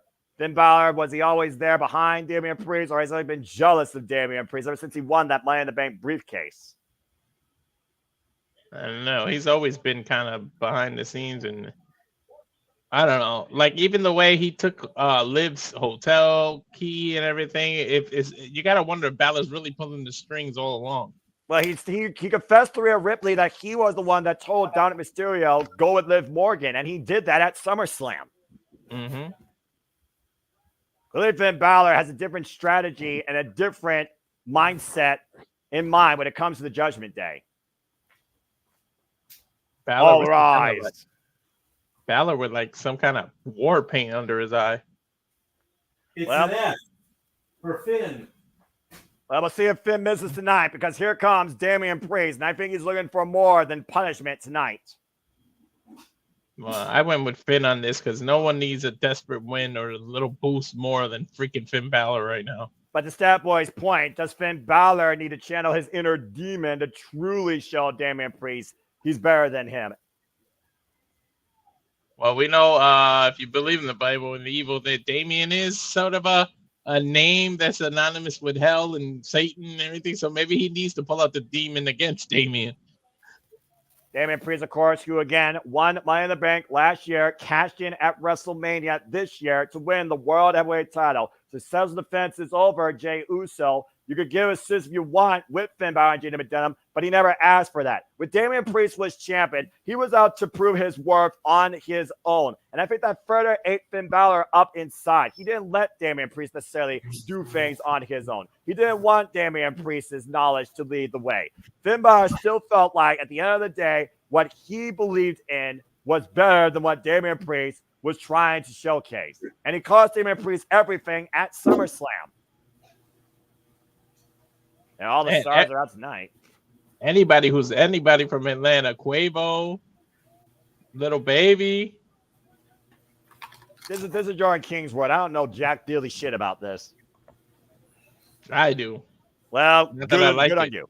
Good on you and King. Some people, I guess, need to know about who the hell these people are. And we know that Boom has been the guy alongside Cody Rhodes who literally have been scouting out this arena, if you believe in those promos. And, of course, all these songwriters, all these rappers, these Grammy award-winning artists based out here of Atlanta, Georgia. Surprised T.I. isn't out there. No, I'm sure he is. It's just a matter of finding him among the near 17,000-plus WWE audience. Renegade knows a lot about the rap world. Believe me, he's a rap encyclopedia. Well, I still say rap is whack, and I stand by that. Ouch. Mr. Don't Perfect care what would have this loved off. you. Like I said, I'm a realist. All right, well, here we go. Priest, Balor, 7. Brought to us by Dragon Ball Z. I think the bell has rung. Yeah, if you were to compare this to Dragon Ball Z characters, who's the hero, who's the villain? Depends on your point of view, I would guess. I guess you would say who's Goku and who's Vegeta. Oh! Big mistake. Well, Priest answering that disrespect with a massive form in the face and Balor with a knife-edge chop. And again, Priest been seeing red, been waiting to get his hands on Finn Balor since SummerSlam. It's the first time he's finally gotten Finn Balor inside a wrestling match. He finally gets to have his hands on him. Yeah, so far it's one-on-one, but I don't think Carlito and the other band of misfits are too far behind. No, whenever Finn Balor's around, the Judgment Day aren't far behind at all. Oh, jeez! Is it me or does Damian Priest have like a shout out to Kane with his outfit here? Yes, well said. There's been a little bit of that with the red and black. I'm just waiting for him to choke slam him further than south of heaven through hell and Dante's Inferno. And of course, folks, you can be part of the conversation on the Twitch. Use the hashtag WWE Bad Blood. And please like, subscribe, comment, tell a friend about what we do here about our alternative comedy coverage for all the biggest wrestling shows across all companies, WWE, NXT, AEW, TNA, Ring of Honor, NWW, and some independents as well. Here at the Simply Reliable Studios. We'll also be back here tonight with simulcast coverage of UFC, courtesy of Walter Cruz and James Hebert, and the weekly Saturday Night Shenanigans with me and JJ and who knows who else. That's all that comes to her tonight on Simply Reliable Studios. Balor right now getting the better of Priest, stun gun him across the top rope. That was a hell of a hard Irish whip. Look at Balor's back after he got whipped into the corner. Yeah, and then he just got high kicked off the apron to the floor. Finn Balor right now has been getting the better of Damian Priest. Damian Priest so far keeping his composure. Yeah, not losing his cool at all, which is shocking to me. Oh, look out. Whoa, God! Sling Blade. Right in front of the table, and just like that, Finn Balor has regained control. How quickly the momentum can change in a match. And to your point, Stat Boy, you may think Finn Balor doesn't have it as much anymore, but Finn Balor, he's still a 20-year-plus veteran of the game, former multiple-time IWGP Junior Heavyweight Champion, former NXT Champion. Indeed. He's a great talent, but it's just not enough like he was. Great guy. I'm not taking anything away from him, but you got to think if he turning stale with me. If you got to think if he never got injured, he would have had a good Universal title run, and he would have been looked at as different. But he got hurt, and he got squashed by Brock Lesnar. And I figured that was the turning point in Finn Balor's career, where he truly never recovered. Though he is a former United States champion and two-time Intercontinental champion as well. And like you said, he was the inaugural Universal champion, 2016. Oh, good Lord! Priest is back up to his feet immediately. Uh-oh. Priest now hoisting up Balor. Balor, though, looking for a sleeper hold. Rear naked choke applied. When you literally win the inaugural Universal Championship only to lose it the day after, that's definitely a blemish in your wrestling career. Yeah, that's got to bring up some bad feelings in him. And he never really got back to that point. I mean, once a couple years ago, he almost won it again, and then it's just... Now, last time we saw the Demon, by the way, the Demon also lost at WrestleMania against Adam Copeland inside Hell in a Cell. Mm-hmm. You almost wonder if that Demon has any actual power to it left here. Maybe more powerful than a Kyle Can or a Super Saiyan form. I don't know. Now with Brace hoisting up Balor. And again, exercising his will. After the Fiend and Wyatt Six and everything, I don't think he wants to lean into the Demon anymore. Finn Balor up to the second rope. Oh, man! God, got decked. No, that could break a jaw easily. Oh, yeah. Yeah, gum. I think Damian Priest might hurt himself with that. I don't know. A tooth might have went flying out of Balor. That was a hell of a shot. Up and around. Russian leg sweep. Priest. Nice Russian leg sweep. Takes Priest down. Balor is a cover. Nice. It's a one count. Barely. These beautiful knees to the rib cage, though. Look at that. Boom! Digging these knees into his Damian Priest's ribs. Yeah, much like that forearm dug into the jaw of Finn Balor. And again, you see how quick Finn Balor was able to recover from that and regain control. Priest can have momentum. Balor can have momentum, and all it takes is 3 seconds to end this. Well, we also know that either Judgment Day or the Terror Twins will have momentum based on the result of this match. Because remember, up next is Rhea Ripley versus Liv Morgan for the WWE Women's Heavyweight Championship. Nice abdominal stretch here by Balor. In the center of the ring, away from the ropes. And again, you see the focus attack on the ribs to your point of the elbow to those ribs. Knocking the win out of Damian Priest. Priest gotta have to power out of this move. Maybe turn it into a hip toss or something. And Balor right now just trying to protect himself from Damian Priest's power. Priest able to overpower Balor again since it's up and over. Nice. Good reversal. Again, when you're fueled by rage and revenge and frustration, Balor back to his feet again. Priest meets him with a forearm, and Balor once again going back in and gets met with a forearm, unable to overcome Priest in the offense. Oh, jeez. Right. As someone who knows a thing or two about rage, you can't let it consume you and overthrow you, because then you can make one mistake that Balor can take advantage of. Yeah, well, Priest got everything he could off that combo of offense. And once again, scouting Balor, jumping into the corner with the elbow strike. Priest just having his way right now with Finn Balor. Oh, I thought it was going for a tombstone for a second. Oh, Balor reversed Why though. not? With reverse DDT. Again, Priest hoist up. Balor release Broken Arrow. Broken Arrow cover to win. Kick out at 2. Whoa. Take another look at this fantastic reversal to release Falcon Arrow, guys. Broken Arrow, Damian Priest calls. That almost broke Finn Balor. Got a 2 count out of it. That was a unique take on the Broken Arrow. A release version of it? Yeah.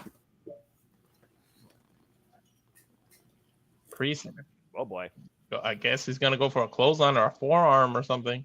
Yeah, he's just looking to punish Finn Balor off the rails. Went for the rebound lariat. To your point, Finn Balor scouting it. They'll catch him with another sling blade. Here's vintage Balor. Finn Balor looking to hit his shot. Why? Coming a rolling kick. Whoa. And again. Pretty much the trouble in paradise. Yep. My God, a rebound lariat off that MMA kick. Boom. Cover with the leg. Kick out. Man, this has been a physical warfare right here. Battle of attrition for Finn Balor. This whole PLE has been physical every match. Yeah, It has to be. The physicality has definitely picked up since the last match, particularly. This may be like a C level, maybe even a B level pay-per-view, because it's not one of the more popular ones, but still, you gotta tell the story. You gotta tell the intensity. And so far, everyone's doing that here. Again, Oh. the martial arts background, Damian Priest coming into play here, teeing off against Finn Balor. Balor catching with a parallel kick. Yeah, nice I didn't belly kick. know he could kick like that. I've never seen that with Damian Priest. Yeah, he's got a background in mixed martial arts. Mm-hmm. Former Punishment Martinez that I first saw through Ring of Honor. Take a look at this. Nice parallel kick to the side of the head. Drop Priest. Caught him. Crucial moment. Balor, I think he's looking for that second gear. He's starting to sit up. Damian Priest, former NXT North American champion, former WWE United States champion, also a former tag team champion twice with Finn Balor. Double leg takedown. Single stomp by Finn Balor. Finn Balor once again trying to build momentum here. Another double leg takedown and another stomp to Priest. I think he's going to look for his patent kick to the corner where you drop kicks you to make you land in the corner to set you up for the coup de grace. Yeah, look at that double stomp. And again, Priest's power coming back in. And Finn Balor hoisted up at Razor's Edge. Paying homage to the bad guy. Cover. Kick out. Hail. Rest in peace. Scott Hall. Man. I think Priest is getting angrier and angrier with every kick out that Balor's doing.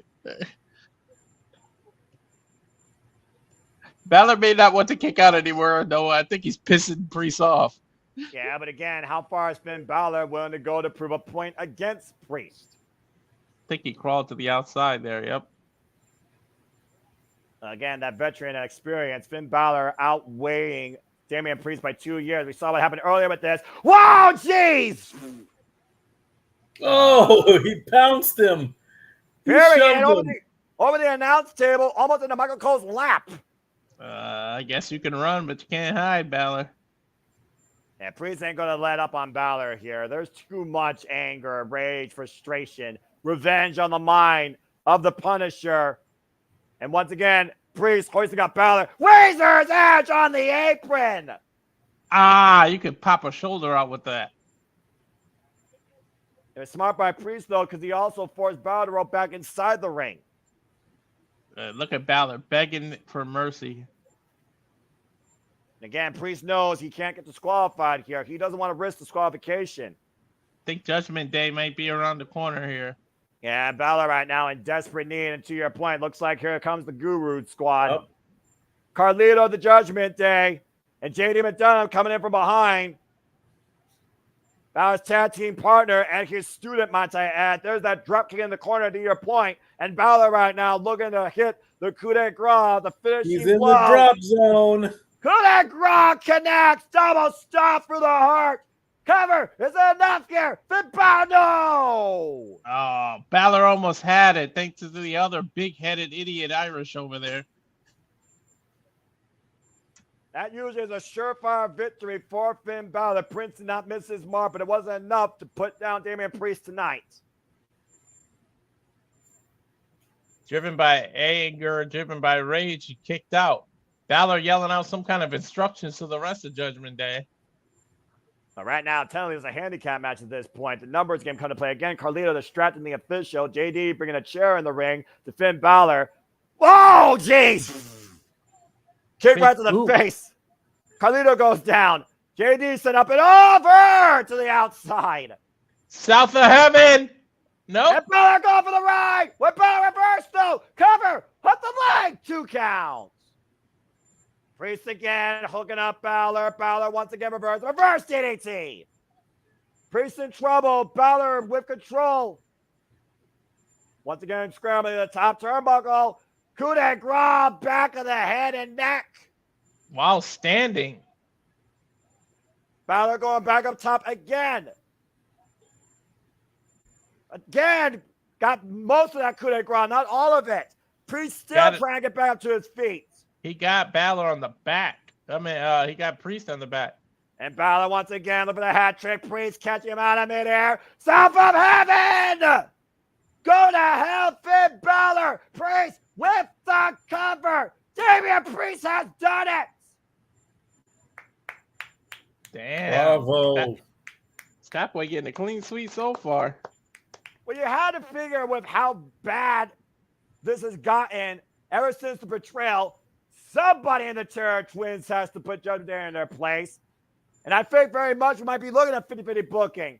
A hell of a match, though, as Damian Priest puts down Finn Balor and once again outsmarts the Judgment Day. Street Trash lost again. No clean sweep. I picked Bailey to win, remember? Oh, I unfortunately, my mind, my heart, right. I picked 9. I picked Priest here because I picked Bailey to win that match. You got to consider, again, one half of the Terror Twins just beat the Judgment Day. You wonder if Rhea Ripley can do the same. Take a little replay here. Everything broke down after JD McDonough and Carlito got involved. And to your point, Walter, we thought the coup de grace was it, but Priest somehow kicked out. Here's the replay of it. There's the 1, 2. Kick out. Was there for the 3. Yeah, 2.5. And then the chair coming into play, and instead, wham! Booted right into the face of Balor, wiping out Carlito and sending JD with the highest overhead bill I've ever seen. I think the boot of JD caught Carlito in the head as well. Yeah, Balor went for a series of coup de grace, but Priest caught him in the air with that South of Heaven chokeslam. And just literally shoot the half, rolled in the cover, hit the far leg. Priest wins. Well, one gone, one down, 1 to go for the Terror Twins. Well, it may not be the World Heavyweight Championship, but this was definitely a championship-worthy victory for Damian Priest, who punishes the Judgment Day tonight. But to be honest, I don't think the Priest has seen the last of the Judgment Day. No, I'm pretty sure you're right. Well, we go to a commercial here. Yeah, again, fuck Peacock. Let's go ahead and take a look at some of y'all's comments. Darren G saying these two indeed have bad blood with each other. Matthew saying good match, but Priest really could have used the win as well. 3-0 so far, Matthew. Good job, same as me. And we will see who survives tonight after all these wars conclude. As War Games is looming, the next time we cover WPLE on the grander stage, it's War Games Vancouver, Saturday, November 30th, 7 p.m. Eastern Standard Time. So stay tuned for more on that, folks. Well, again, I hope everyone, again, we have 2 matches left, and I don't know if Triple H is going to have an announcement. I know we saw him earlier, and of course, again, the next time we come here on the Super Albert Studios covering the biggest shows in wrestling, it'll be towards the end of the month with TNA Bound for Glory, October 26th. There you see the chief operating with an empty chair. As he's watching on tonight's activity. Someone zoom in on that piece of paper. And of course, we know the action will continue in WWE on Monday Night Raw as we have Jey Uso defending the Intercontinental Championship against Xavier Woods. Xavier Woods looking to prove a point after getting a dirty win over Rey Mysterio and costing Kofi Kingston a singles win against Chad Gable. Can Xavier Woods finally get his first piece of singles gold in WWE? And we also have a good old-fashioned Donnybrook match as Sheamus looks to brawl with a former running Bruiserweight Pete Dunne, and also has now been made official and accepted. The Ring General Gunther will defend the World Heavyweight Championship against everyone's favorite underdog from the underground, Sami Zayn, looking to avenge his greatest loss of his career in main roster WWE from WrestleMania. Bye, Sammy. Nice knowing you. And shout out, by the way, to Future and Metro Boomin for GTA, the official theme apparently tonight for tonight's WWE Bad Blood event from Atlanta, Georgia. I figured all those that have contributed to making this event possible. Well, as we get ready for our semi-main here, we talked about Bad Blood. We talked about the Judgment Day and the Terror Twins looking to take them out. We talked about what happened since SummerSlam and since Bash in Berlin. Damian Priest getting the better of Finn Balor. Can Mommy once again get back on top as she goes one-on-one once again with Liv Morgan? It's Liv Morgan and Rhea Ripley for the WWE Women's World Championship. And this time, Dominic Mysterio will be suspended in a shark cage. But before we get there, time to hear from the game. Time to play the game. We did hear earlier that Triple H has a big announcement. Let's see what it can be. Triple H defined in Bad Blood, baptized inside Hell in a Cell against his best friend, Shawn Michaels. And now the leader of WWE in this new era, the Paul Triple H Levesque era, an era defined on making pro wrestling interesting once again in WWE. Please be an actual announcement, not just announce the attendance for tonight. I guarantee you it's probably going to be that. Wait a minute. Wait. Hold that thought. Wait a minute. Guys, there's a podium in the ring. You don't think... Huh? A new championship? Is there what?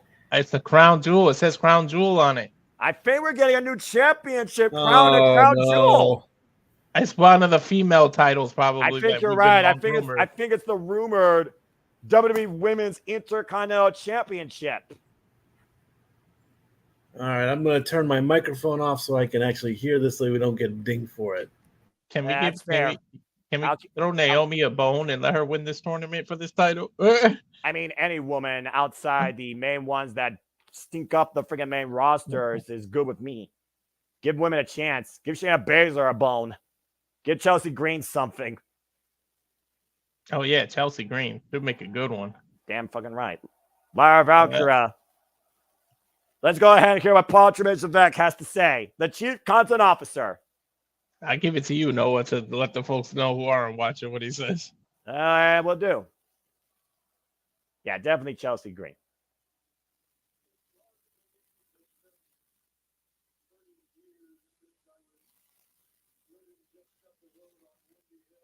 It's been 30 years. She's up the road on Windy Hill. 30 years ago.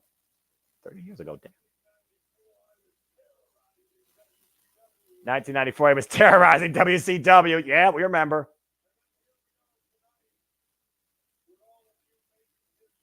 And here we are now with all you making history. 16,092. Making history. There's your attendance.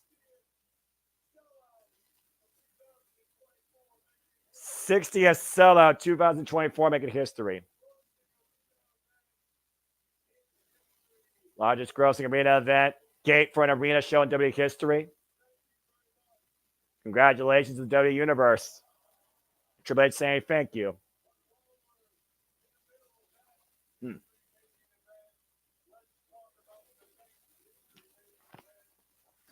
Next history making event coming up in a few weeks. Just 4 weeks. Biggest spectacle takes place. Brought to you by Riyadh Season. It's Crown Jewel. This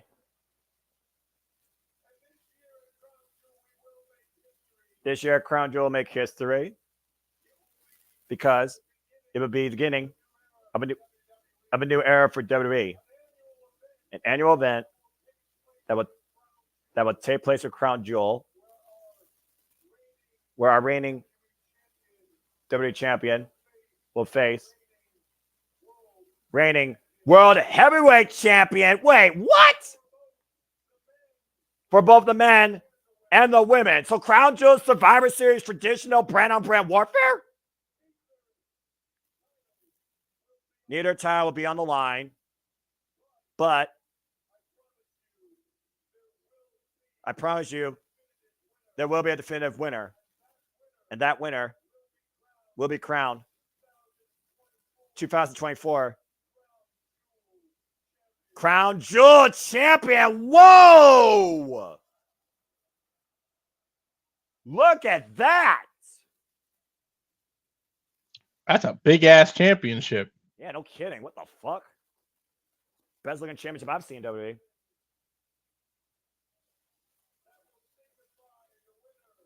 Huh. Where it signifies the winner as the best of the best. Well, you want to talk about the best of the best? Show your fucking respect, because here comes our World Heavyweight Champion, Dalin General Gunther. I wonder if that's a one-night singles tournament for that title. Well, apparently he did say that both the men and the women champions of respective brands will face each other that night as an annual event to crown the Crown Jewel Champion. Oh, okay. So theoretically speaking, right now, it would be Gunther versus Cody Rhodes. On the women's side of things right now, it would be Liv Morgan versus Nia Jax. In 4 weeks, I don't see nothing like that changing. Wow. Well, that's definitely a unique announcement. Does Cody come and interrupt Gunther now? Well, let's keep in mind, it was Cody Rhodes and Gunther that finished the Royal Rumble last year. And Cody beat Gunther. Gunther was part of the Final Four this year.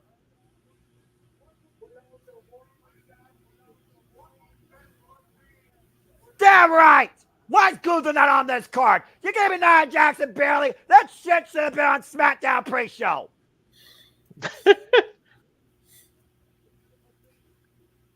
Anyway, that is a beautiful time. Anyway, I'm not impressed. I'm sorry.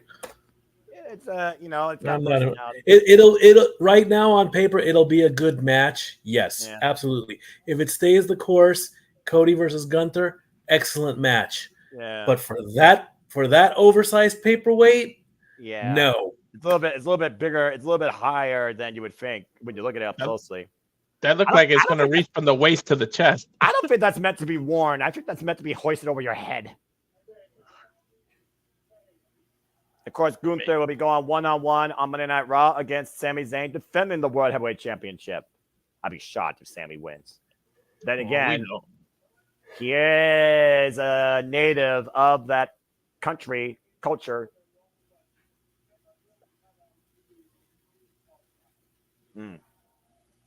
Somehow I'm not going to be the top guy. A little bit of a subtle exchange here. Huh. All right. Yeah, Gunther, future legend. I agree. Put the spot on the legends in attendance today. Oh, that's nice. Some of them certainly deserve it. I don't think this is going to go as nice as you think. I know, and I love it. Gunther is superior to all of them. There's one legend missing. We said his name before. No, it's not Joe Hendry, but damn you! I know. Mayor Jacobs should be there. I'm sorry. I agree. Talk about Goldberg. Uh-oh. Gunther calling him out, maybe. Goldberg is Atlanta. Atlanta is Goldberg. We know this. Oh, Goon wants to clarify something. Uh-oh. You weren't my favorite person. Talk about chowder hero of yours over Brett. That's not true. Shocking.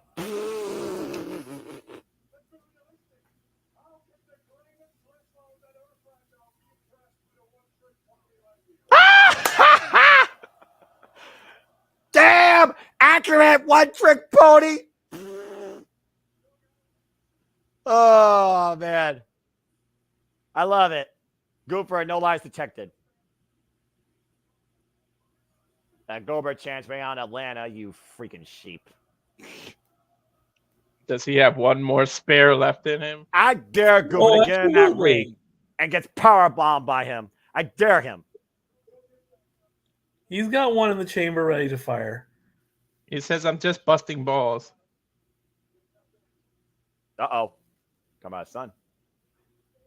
Uh-oh. You don't mess with this kid. Really hope for you. That Bill. Bill's a better fun than he is a professional wrestler. Damn! Wow. Well, I think he's an amateur wrestler too, his son. yes. Uh-oh. Oh, there, Goldberg. Don't do it, man. Now you did it. Oh, boy. Now you done made Papa Goldberg mad. Oh, no. He poked the bear. There you He go. poked the bear. Goldberg just jumped the barricade. Oh, Security. I don't know you heard Security. Gunther? I have 2 minutes for you. Bill, come on, Bill. You're retired, man.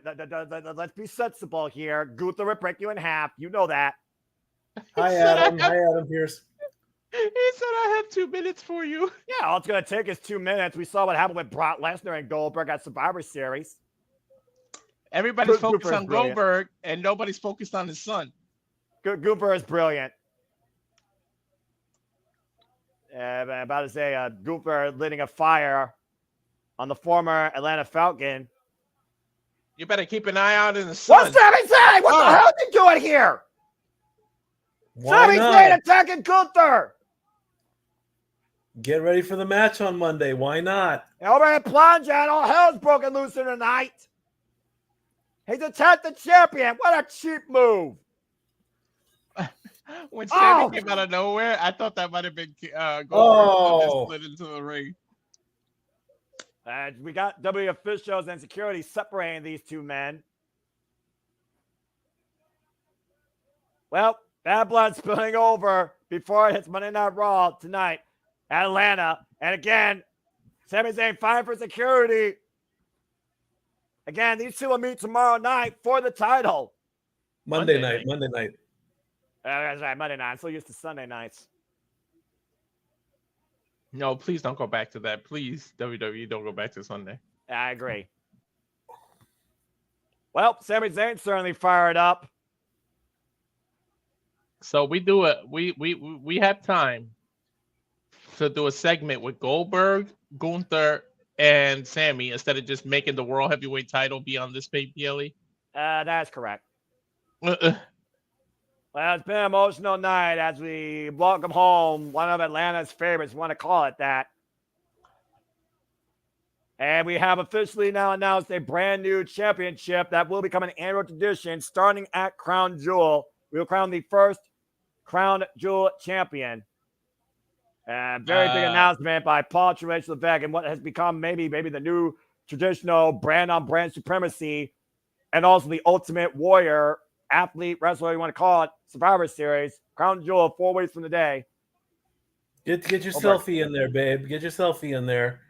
Look at Daniel. Look at Daniel's comment there. No, it may piss you off. Look, I'm not going to be pissed off.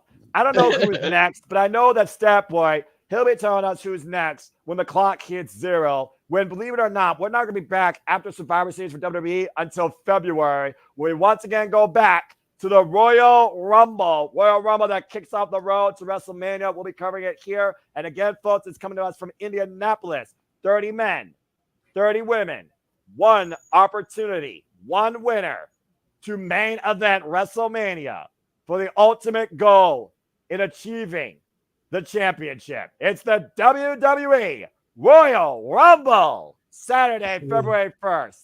Stay tuned for more on that. Say his name and he appears. I believe in Joe. Joe Henry will be in the Royal Rumble. I guarantee it. I'm saying it right now. It's a lock. I don't care if he's number 1. I don't care if he's number 30. He will be in the Royal Rumble. We will all cheer his name. And as much as Dory Lou knows of the upcoming matchup Bound for Glory between Nick Nemeth and Joe Henry, I'm rooting for Joe Henry right off the. I'm saying it loud and proud. You know, I don't want to see Nick lose, but I want to see Joe Henry win more. Well, first off, do you believe? Because we do believe. I also believe more in Joe Henry than I believe in Liv Morgan being the champion. But it's Liv Morgan versus Rhea Ripley for the Women's World Championship, where Dominic Mysterio will be locked inside a shark cage. Will we watch Rhea once again be on top once again?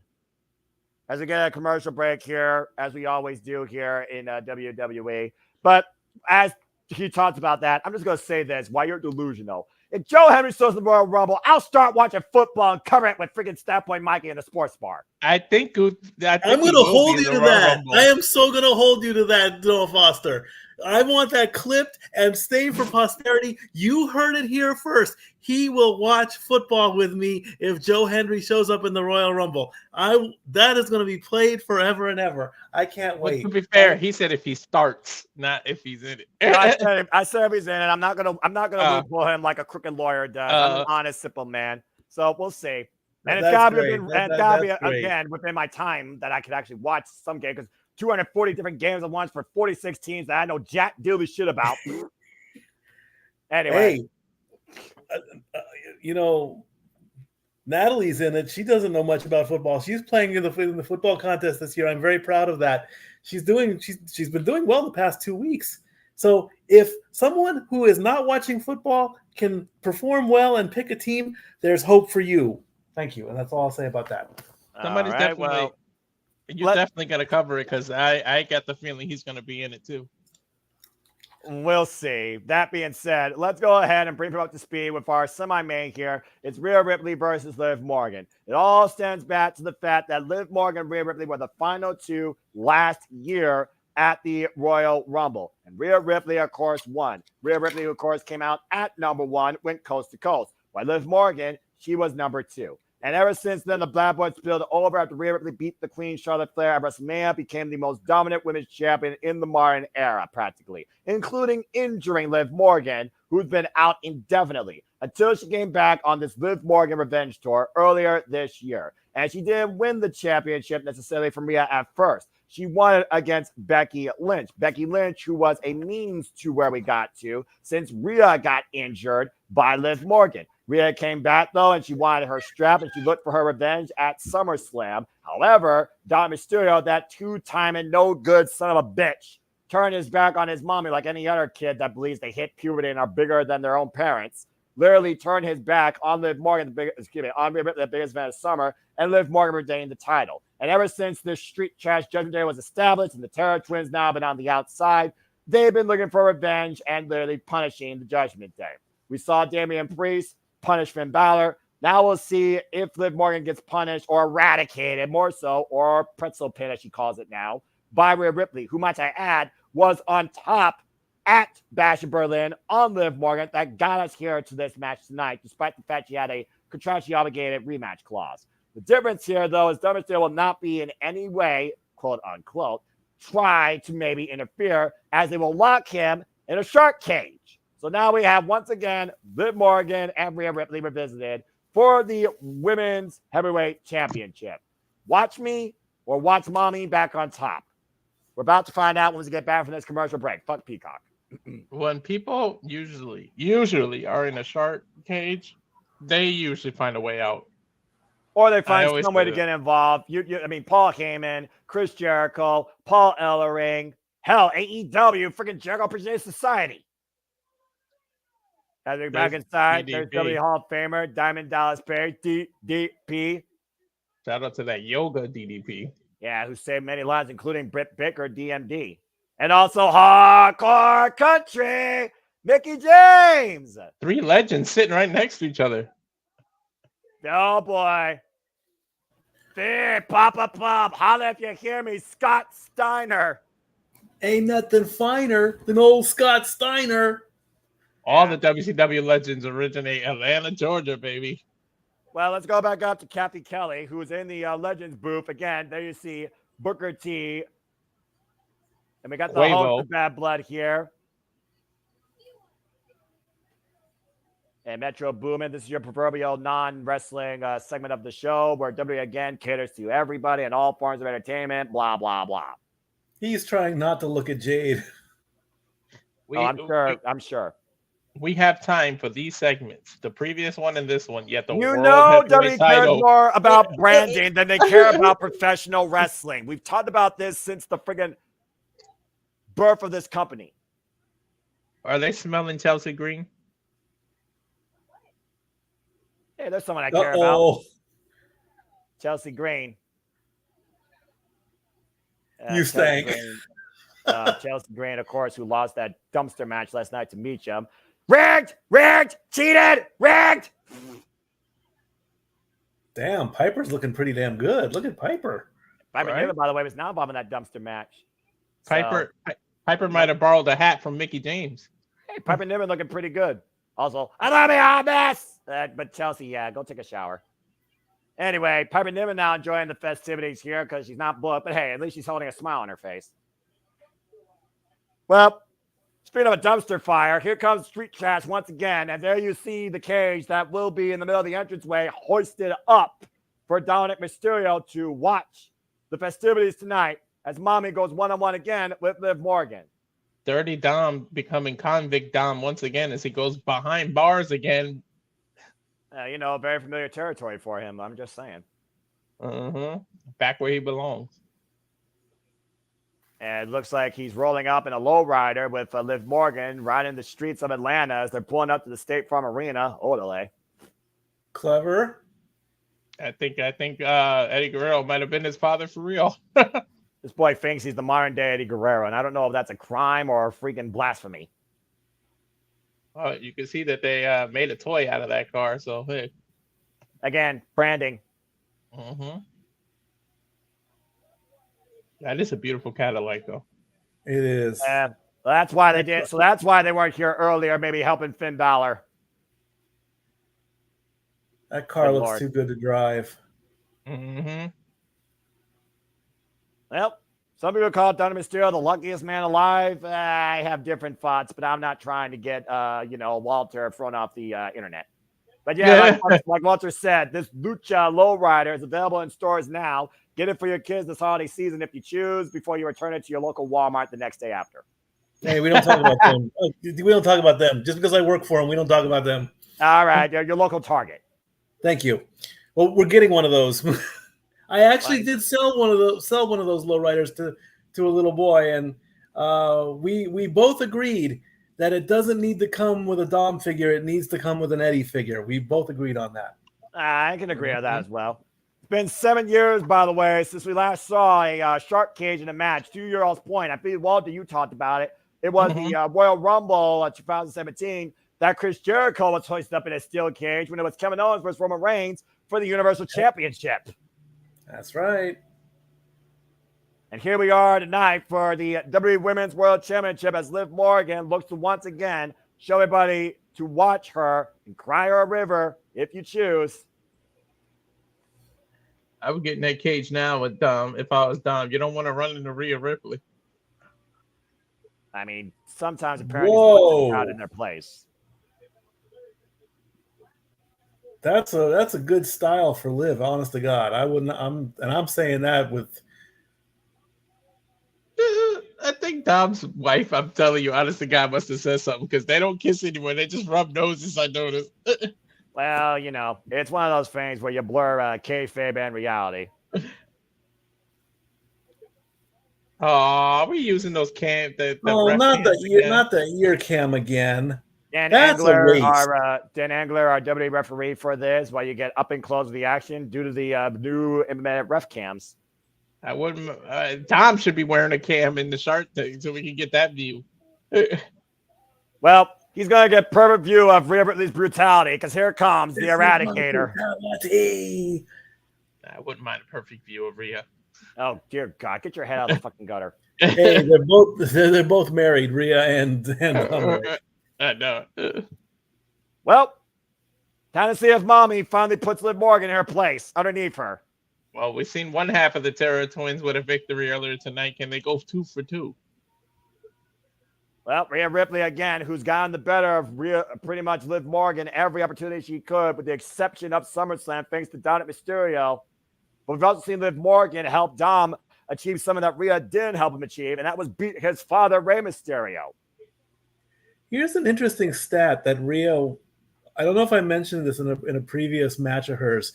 When she was doing the Logan Paul impulsive interview, she told the world that a couple of piercings that she has, and that's all I'm going to say about that, because I want to respect her as much as possible. She keeps them in while she wrestles. She's lucky that, unlike Jordan Grace, they aren't ripping her ear apart. Just saying. And they're not in her ears, they're not in her nose, they're somewhere else, and that's all I'm going to say. Oh, she's going to throw him in the shark cage. Well, at least he'll give him something to cry with. Wipe the tears with his own ass. Mm-hmm.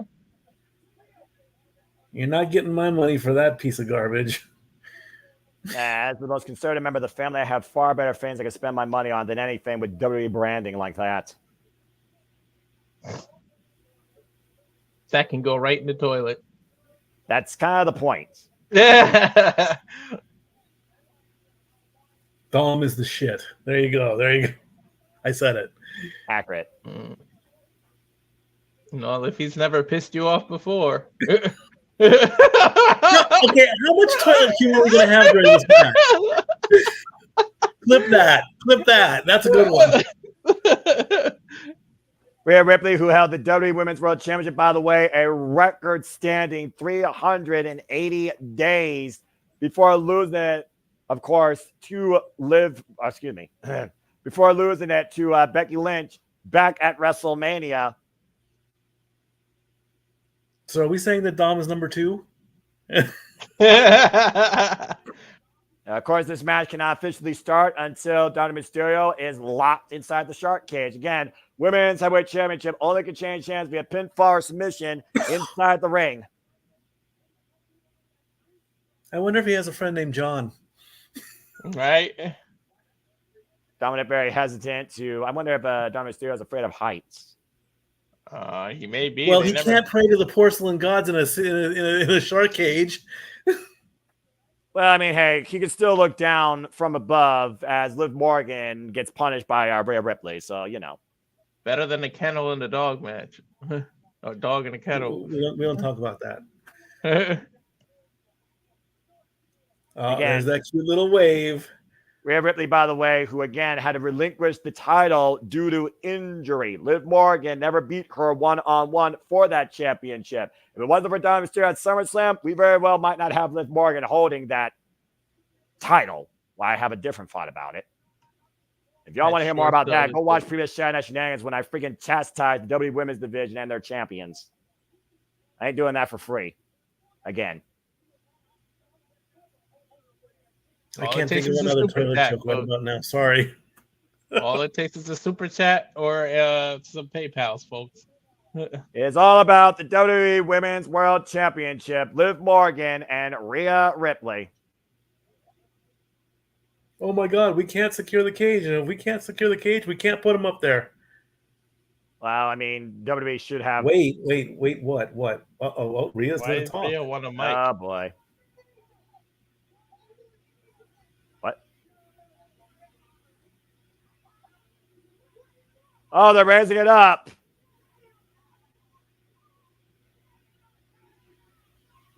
Oh, he's scared of heights. She just said it. Well, beep, going up.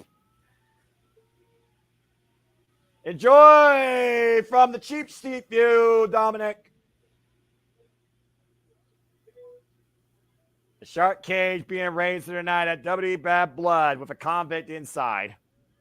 Will his nose start bleeding? He's got the toilet paper in case that happens. Now reigns are officially underway. Liv Morgan, by the way, who's been WWE Women's Champion. Wow, drop kick. Now for 134 days. And Rhea Ripley starting the match off hot and furious. Theoretically, no one there to interfere. But as of right that now, we and know again, of. That we know again, of. we saw Finn Balor, Khalid, and JD fail earlier against Damian Priest. And Rhea Ripley right now is dominating Liv Morgan. That was a nice combination of the way she stomped into the knee smash. Goes back to what we talked about with Damian Priest and Finn Balor. Ripley's been waiting to get her hands on Liv Morgan ever since Bash in Berlin. Faraway throw. Faraway slam by Rhea Ripley. Liv Morgan driven to the outside. This will be Liv Morgan's fourth defense of the Women's Championship. Defenses against Rhea Ripley, Selena Vega, and Becky Lynch. He doesn't look like he's that high off the ground, really. Unless I'm. Yeah, he looked like he's about 30 feet up, maybe. He's fine. Lawler was higher, and Lawler was over the center of the ring all those years ago. Let your chair doing face first into the apron. Man, I don't even think Liv has gotten one lick of offense yet. Nope. You would be correct.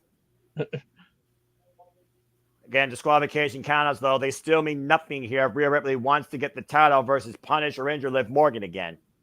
But remember, the title can only be won on a pinfall or a submission, and Liv intelligently rolls out of the other side of the ring.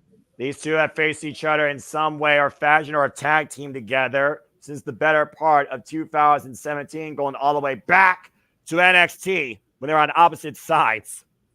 But championship advantage, Liv doesn't have to beat Rhea. Rhea has to beat Liv. That's right. Dominic helpless as he watches from above, seeing Liv Morgan get punished right now by Rhea Ripley, much to the happiness, it looks like, of the 16,000 on hand here tonight in the State Farm Arena. Dragon screw leg whip by Liv Morgan. That'll pop a knee out. Morgan turning things around for the moment. Liv Morgan, former WWE Women's Tag Team Champion, 2 times over Raquel Rodriguez, another victim of Rhea Ripley, by the way, who's also right now still injured. And Liv taking advantage of Rhea on the outside, stopping away at the compromised leg. She went for a top block there. Oh, we do have a camera view of Dom. Liv has found, Liv has found a target now.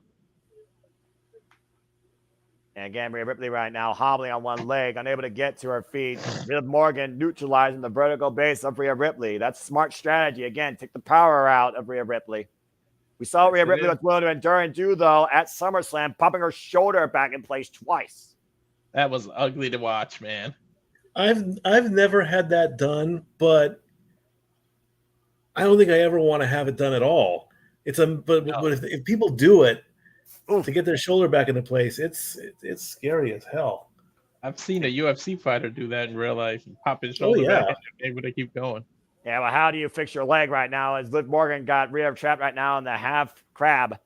Single leg crab applied, middle of the ring, wrenching back hard. Torque right now on the knee. And Rhea Ripley trying to fight back, though. Punching anything she can. You see Liv adjust the position, now applying even more pressure to the knee.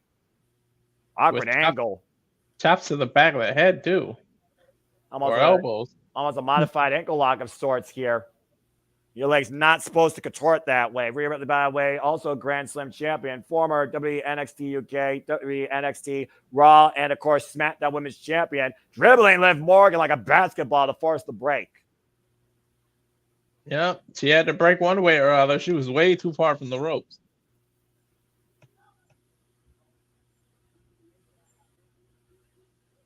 Ooh, massive headbutt. You think about the other matches, though, that have a shark cage. I mean, we're in Atlanta, Georgia, 1988, of course. Talk about J.D. Dillon's match had a shark cage as well. If you give you the shark cage history here, folks, might be more history than the shark Class cage. of the champions. Morgan Rhea Ripley. Exactly. Northern Lights Supers to the bridge. Can you hold her down? 2 count. Nice bridge. Well done. And with a bad leg as well. Very smart wrestling by Rhea Ripley. That was good. The award for Actor of the Year, Dominic Mysterio. Yeah, I was about to say, Dominic Mysterio is probably about, what do you think, 20 feet in the air, maybe? like I say, it doesn't look like it's that high. I doesn't. would say that when Lawler was in the cage that long time ago, he was up even higher. I And agree. Lawler's legit scared of height. Yeah, I remember Paul Heyman was too. He was hyperventilating at one point. And again, Liv Morgan using the environment to her advantage, driving that leg across the apron. Focus attack on the left leg. A relentless assault here by the current WWE Women's Champion.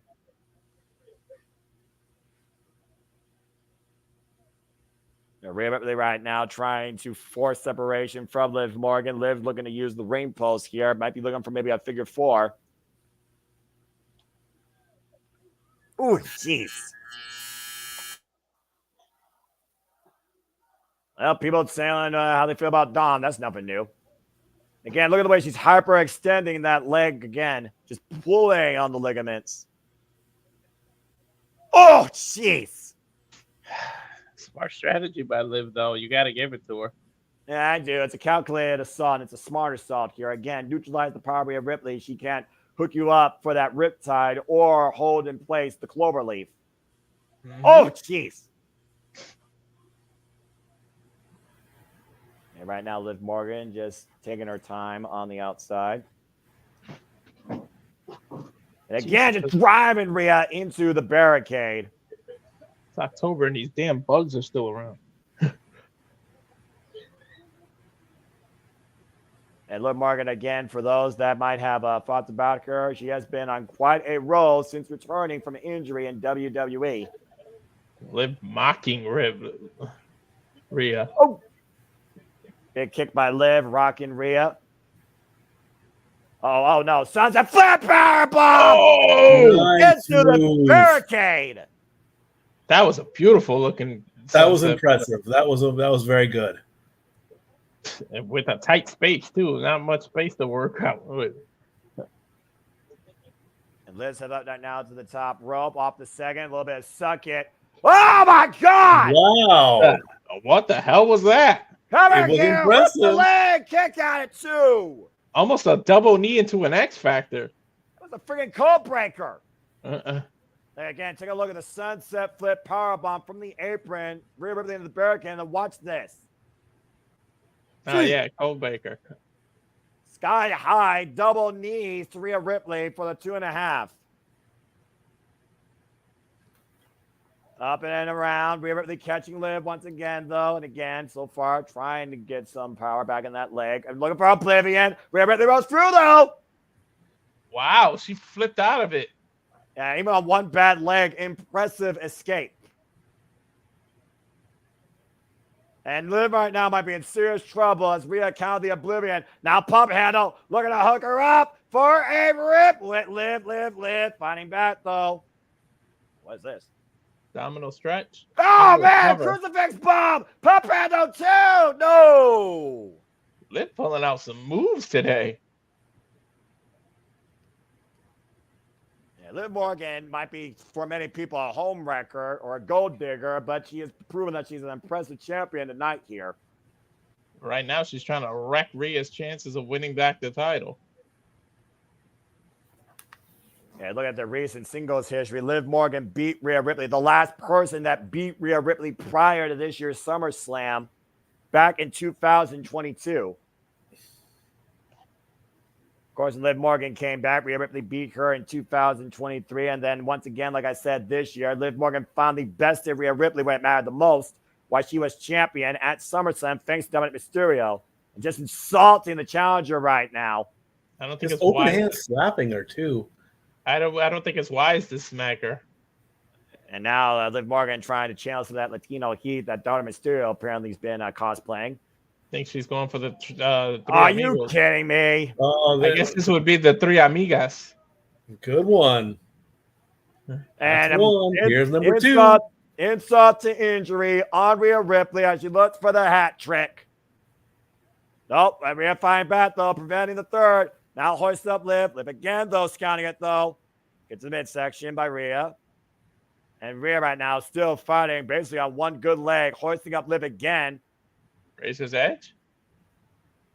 Oh, man! Just a good old throw. What the hell? Well, what's Dominic it? Oh, Mysterio come just on. up in the shark cage. They didn't secure it. Or he had a key. All right, now how are you going to get down? He's a fucking jailbird. He probably knows how to escape a cage. There was no lock. It's just a hinge. And Rhea You're Ripley going right to now have is to the jump, top rope. Dom. That's maybe why he wasn't so high up. And now look at Rhea Ripley, though. Oh, she just spotted it. Yeet. Oh, she's saying bring it. Oh, I thought she was saying bring it down. From the top, drunk splash. Here's the cover. Deep hook of the leg. New champion kick at 2.5.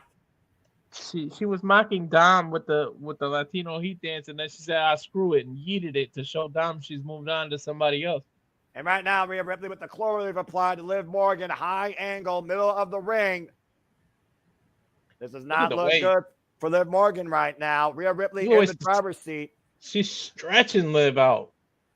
Well, Liv Morgan, again, is not that tall. We know Rhea Ripley has the height advantage. Liv able to get to the ropes, though, and force the break. Again, Rhea Ripley still trying to get strength back and blood flow back into that already compromised left leg. Dom is going to risk injury and jump out of the cage here? I mean, you know, gravity is everyone's worst enemy. And Rhea Ripley staring up at Dom. And right now, both these women in the entranceway. And just ripped Ragdoll, Liv Morgan into the barricade. And now Rhea punishing Liv in front of Dom. And Dom can do nothing but watch on. Unless she gets a ladder to go up there and beat him up in the shark cage while it's hanging. Again, still a suck it to Dominic Mysterio, courtesy of Rhea Ripley. Rhea been watching a little bit too much DX. Oh, no, not on the floor. The riptide on the floor. Uh-oh. The riptide on the floor. Nice. Again, you can only win the championship inside of the ring, between those ropes. And Dom Mysterio is helpless to do anything. Referee count to 7. And now Liv sent back inside the ring. I mean, what the hell? He's upside down. He's a piñata. And someone get a bat and help him down. Hanging from the cage, still chained, trapped around his boot, I think, or he's grabbing on for dear life. Well, that was well put together. What's Rhea doing? I was wondering why there was chains like at the bottom of the. I was wondering why there was chains on the bottom of the cage. I thought the chains were going to like help him, like he's going to drop the chain like a rope and swing down or something. If there's a kendo stick under the ring, start swinging like a piñata. I mean, at this point, we're just a 3 count away from a new champion. Liv Morgan's still laid out from that riptide on the floor. She's talking to the ref about something. Yeah, she told the ref, "Hang on, I got some business to handle." And referee, it's gonna see how much candy has Dominic Mysterio had in the last 24 hours. I think he's gonna go Rhea for kendo Ripley stick like is looking for a kendo stick, and it's gonna be human piñata time. Oh boy, Stat Boy, you had to call it in the freaking life. Oh yeah, this is Cinco de Mayo. 5 months later. In a month where we celebrate the dead with Dia de los Muertos, Dominic Mysterio might literally be a dead man waiting on arrival. Uh-oh. Es ahora para some dulce.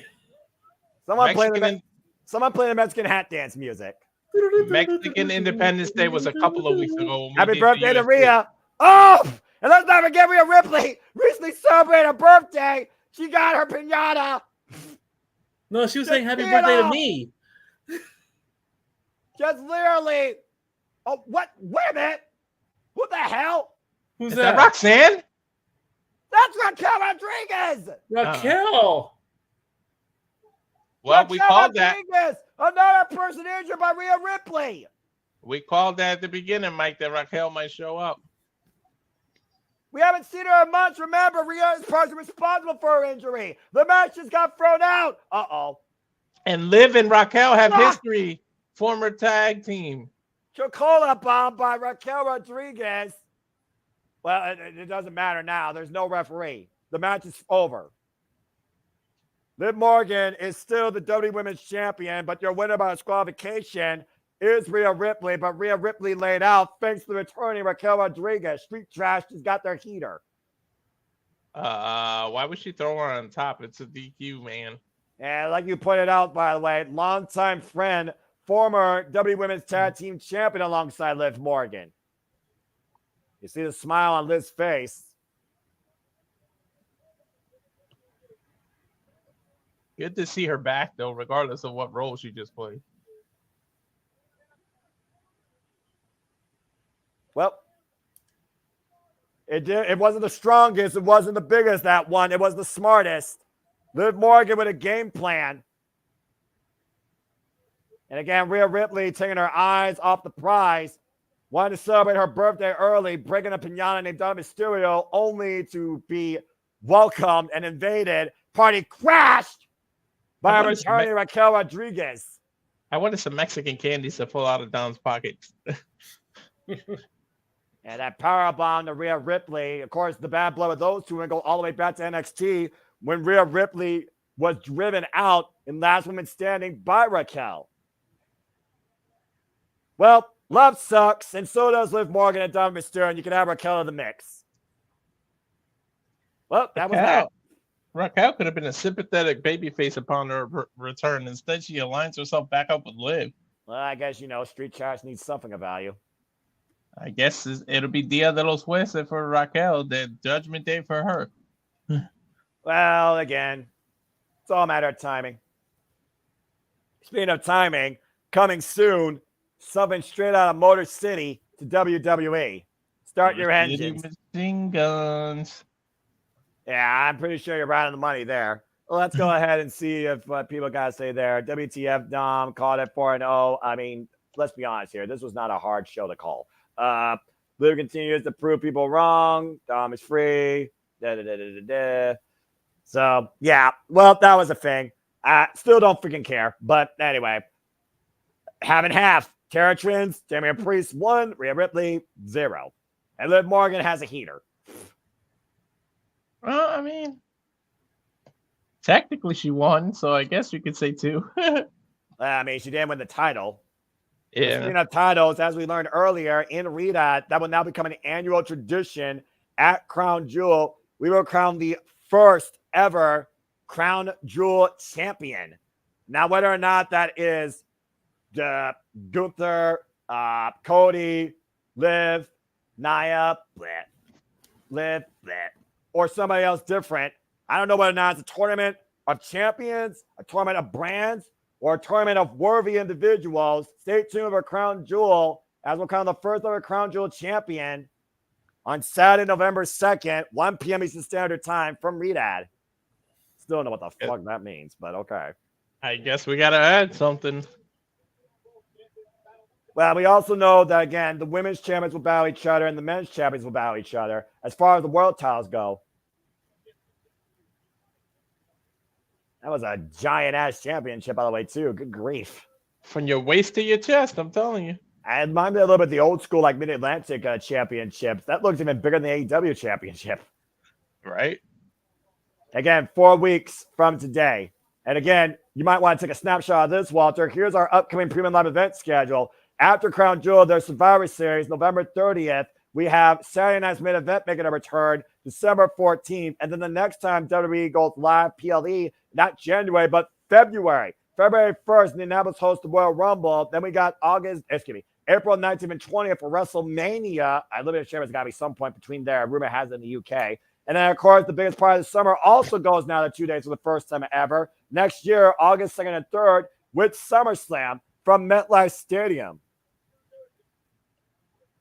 Well, we'll see what sort of fans we get across all these shows. And we'll have a Bad Blood press conference coming out here. So, woof. And I'm sure we'll have a lot to hear from, looks like Liv Morgan particularly. In a night that we saw Bad Blood literally shed and resolution found with CM Punk beating Drew McIntyre, Nia Jax overcoming Bayley, Liv Morgan with Raquel Rodriguez overcoming Rhea Ripley, Damian Priest beating Street Jazz Finn Balor. It all comes down to this. Our main event for the first time ever in tag team action. Returning home, the American Nightmare, Cody Rhodes, teams up with the OTC, Roman Reigns, to take on Solo Sikoa and Jacob Fatu. Which bloodline prevails in the end? Whew. As we got one more commercial break, fuck Peacock. There's... And Aaron Riff also confirmed if you pick Liv to retain, you get the point because it's all about who leads with gold at the end of the day. So anybody that picked Liv Morgan to be champion, you got the point. Suppose that. All right. And again, figure for those that have tuned in the entire time or even for a little bit with all alternative watch-along coverage of WWE Bad Blood. It's as real and scripted as it gets here with personal analysis and alternative commentary coverage. We hope you enjoy. We hope you continue tuning in to Similar Label Studios, we call ourselves. Please don't forget to comment, tell friends. We do this for all the biggest shows across all the companies here in wrestling. If you disagree, show the decorum. Please leave. If you have a problem with us, fuck you. And if you're also a dickhead, go twat yourself on Twitter and hope that you get freaking relevant. That being said, thank you everybody that's tuning in as we get ready for our main event. Again, the story, the history here goes far and beyond just WrestleMania this year. But for the time's sake, we're going to talk about that. It was WrestleMania 40, the birth, the genesis of the new era, the Paul Triple era, that Cody Rhodes overcame the Bloodline, the OTC, the Tribal Chief Roman Reigns, including help from Solo Sikoa, Jimmy Uso, the entire Bloodline, and the final boss, The Rock, as he became the undisputed WWE Champion and ended a 4-year reign, unlike anything in the history of professional wrestling, for the Tribal Chief Roman Reigns. Roman has not been seen since that point for months, and Solo decided to take the Bloodline for himself, saying actions have consequences, and I will do what Roman Reigns was unable to do, as he failed our family. Jimmy Uso taken out, Paul Heyman taken out, the Tongas, Tonga Toa, and Toa Leona, now the current SmackDown Tag Team Champions, the Samoan Werewolf, Jacob Fatu, the enforcer to Solo Sikoa, who literally christened himself the new Tribal Chief, wearing the Ula Fala. Easy for me to say. And of course, we saw this really come ahead at SummerSlam when Solo Sikoa challenged Cody Rhodes for the undisputed WWE Championship. But that night, the OTC was acknowledged once again. The original, the one true Tribal Chief. Roman Reigns came back, speared Solo Sikoa, and on the most unlikely of circumstances, helped Cody Rhodes retain the WWE Championship. Since then, we have seen Roman Reigns subtly confront this bloodline, and it's gotten the better of him at times, and other times it hasn't. While Cody Rhodes has already defended his title successfully against Jacob Fatu inside a steel cage, and now we come ahead to this, where Roman Reigns is trying to regain everything. They took his wise men. They took Jimmy. They took the Ulafa. They took his bloodline. What Cody Rhodes talked about that could happen to Roman prior to WrestleMania has now happened. And now this bootleg bloodline stands in the way of both these men's lives. Will we see the most unlikely of allies overcome this bloodline tonight? And finally, does Roman Reigns get acknowledged what he truly is with his family keepsake around his neck? It's our main event here at WWE Bad Blood. Cody Rhodes and Roman Reigns versus the Bloodline, Solo Sikoa and Jacob Fatu. You gotta wonder if Solo leaves the Ulafala in the back with the other two just so Roman isn't close to it. Nope, he's coming out with it. And here comes the Bloodline, represented by Solo Sikoa and Jacob Fatu. But there's two missing members. You and I know as well as anybody with a brain in the chat. The bloodline runs deeper than what you see on screen. I would not be surprised to see another member come tonight, new or familiar. And let's also keep one more thing in mind. This is an underlying note. The day after WrestleMania, it was The Rock, the final boss, that said, your storyline with Roman is over, but your storyline with me has just begun. I have to go away for a while, but I will be back, and I'm coming back after you. He left Cody Rhodes something. We still don't know what it is to this day, but he told Cody, don't you ever break my heart again. And he didn't say when he'll be back, just that he'll be back. Could tonight be it? I think so. Yes. And of course, we also know on SmackDown it was the Tongans, Tama Tonga and Tonga Loa that survived a grueling triple threat ladder match, still with a stranglehold on the WWE SmackDown Tag Team Championships, Which they barely defend either. Well, when you're Bloodline, you barely have to defend anything when you demand respect. But again, with Solo Sikoa, this Bloodline is not found on family honor. It's found on a dictatorship. Fatu was the one, along with Tama Tonga, that won the tag team title, but of course he had to give up his title to realign himself as Solo's enforcer.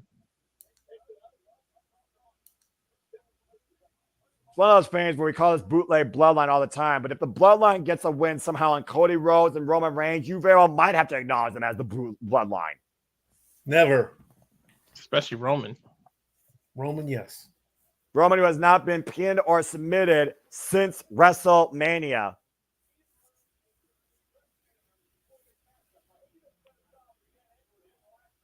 And once again, we got the ref cam here for whatever reason. Why? No idea. All you're going to get is the back of Jacob Fatu's head right now. Jason Ayers, our referee for this match. Why indeed? Main event time for the Bloodline. Jacob Fatu and Solo Sikoa. I want to see who comes out first. Well, Cody will come out first. considering Roman Reigns played football on that field, but this is Cody Rhodes' hometown. And the Rhodes family has a longer legacy than the Anali family when it comes to Atlanta, Georgia. I wouldn't be surprised. I think you got your answer.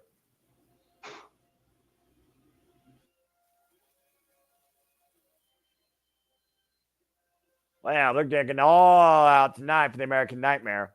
Mm-hmm.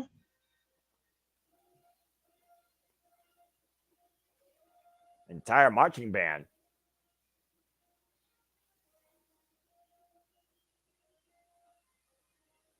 Yep, we're playing the American Nightmare theme. Looks like Cody Rhodes will be out first. These entrances are about as long as a DoorDash order. Right? Thank you for saying DoorDash and not Instacart. There it is. There's the whoa. Of course, you got to do that, you know. And I'm forgetting Michael Cole trying to conduct it from ringside. So it's a Cole and Jacob Fatu, not impressed.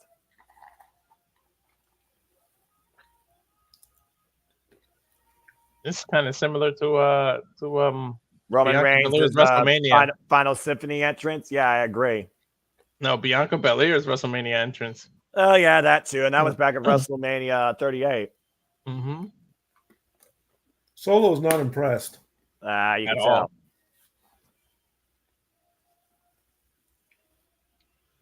I wonder if he even waits for Roman as he just goes in and starts attacking. Good call. Good call. Well, time to find out because here comes the American Nightmare, Cody Rhodes. The undisputed WWE champion, Cody Rhodes. Because wrestling has more than one royal family. Wrestling has more than one long-ass entrance.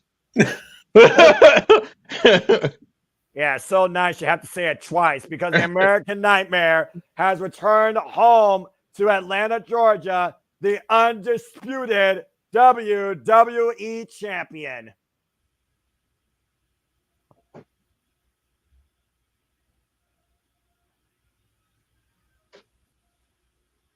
And he is dressed for war.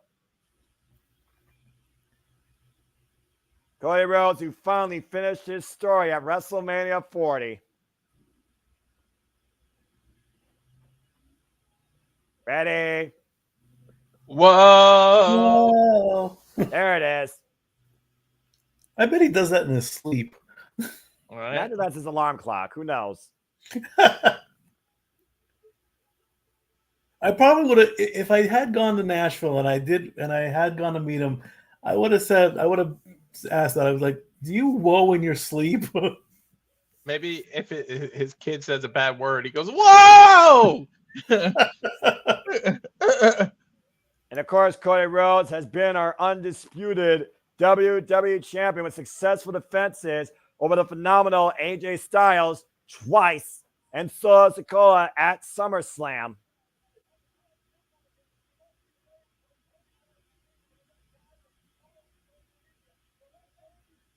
That very same band that played Cody Rhodes' theme at a football game is here tonight in Atlanta, Georgia, bringing Cody Rhodes to the ring. Talk about a full circle moment. The most important city in the history of the Rhodes family, Atlanta, Georgia.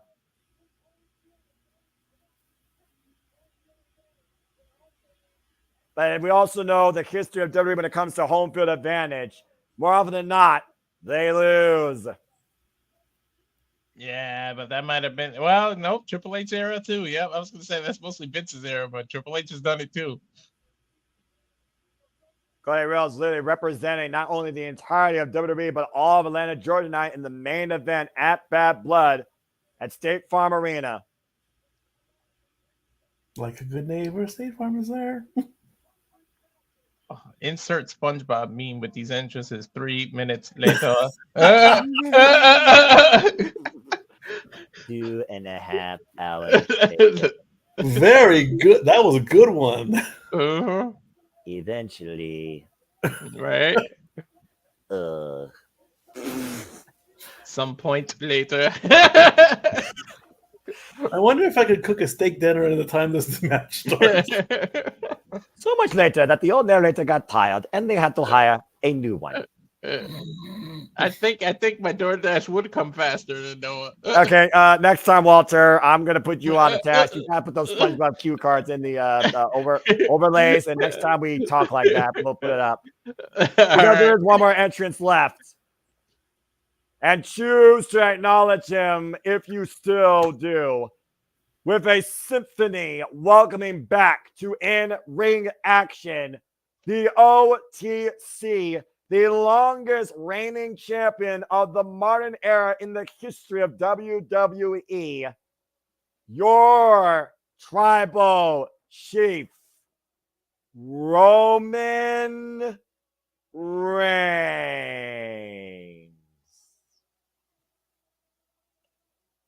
Never in my life would I say Roman Reigns and Cody Rhodes in the same sentence as allies.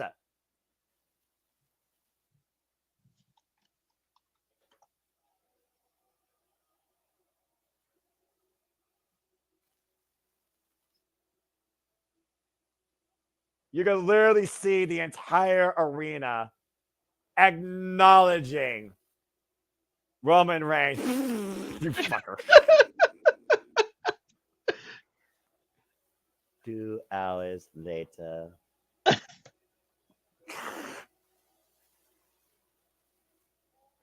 Man, the presence of this match is going to be set up longer than the actual match itself.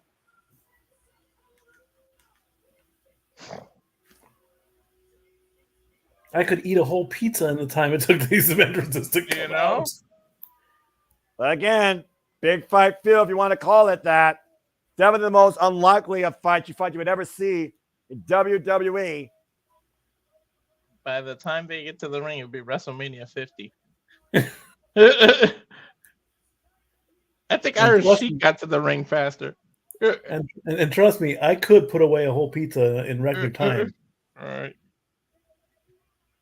This is WrestleMania 17, Iron Sheik's entrance.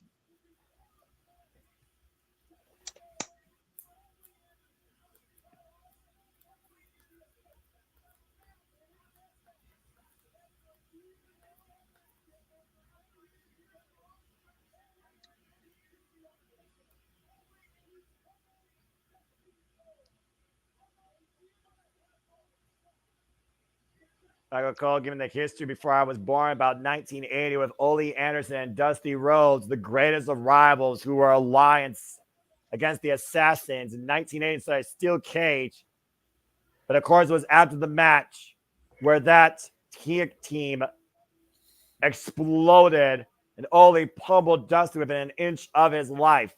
We heard what Roman Reigns said. The last thing we heard in that football empty arena face-to-face You're in my way. You're in my way in life. Cody asked Roman for one thing tonight, to have his back. His word. And Roman did give Cody his word. But did he only give his word bell to bell? I kind of wish that they made this a tornado match and you didn't have to tag.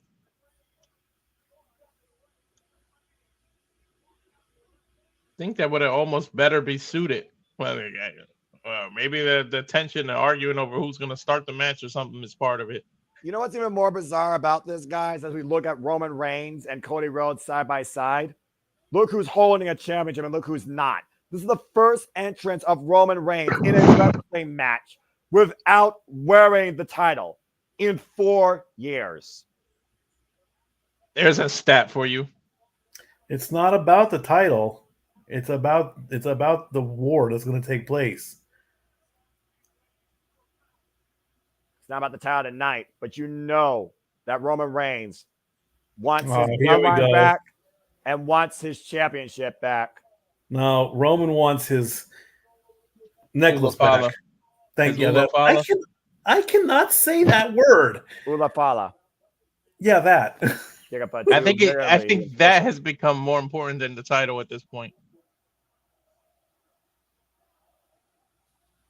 No doubt about that. And now they might have to fight over who starts the match, huh? So Sikoa literally trying to be Get out. Scar and Ed Mufasa. So Sikoa trying to be Brutus that and Julius Caesar. Bell rings and we are underway. Roman's trying to be subtle about it, saying, "Get out of the ring." Is he telling him to get out, or is he telling him I'm going to start? Discussion right now between Roman and Cody. Again, Cody Rhodes, hometown. Roman Reigns' first match since WrestleMania 40. I think They Cody's just telling jump him and this start is my going. town. I think Cody's telling him this is my town. I start. This is actually quite humorous. Okay, Lily's like, okay. He's like, okay, you want? All right. Whatever you want, partner. Referee reminding him, one of you have to start. It was so deep-rooted in many, many years. 2013, it was Cody and Dustin Rhodes fighting for their jobs with Dusty Rhodes in their corners against The Shield, a group that Roman Reigns used to go along with. And that night, it was Cody and Dustin that got the better of Roman, Dean, and Seth. It was a band of brothers versus actual brothers. It looks like we're canvassing off with Jacob Batu and Cody Rhodes. Again, these two collide inside a steel cage for the Undisputed WWE Championship. It all fell apart, and Cody is still the champion. First time ever, Rhodes and Reigns teaming together. Let me say that again. First time ever, Rhodes and Reigns teaming together. Fatu almost daring Cody to try to shoulder block him. Former MLW heavyweight champion. Kick through midsection. There's that uppercut, that right hand. Jacob Batu scouting Cody. Cody up the second rope. Went for the disaster kick, almost a pump kick, though. Didn't face Jacob Batu at all. Oh, I can't wait till it's Roman versus Fatu, man. And again, Sikoa called himself the new tribal chief. And here comes Roman. The referee's telling him you didn't tag, though. I don't think the referee's going to have much control over this.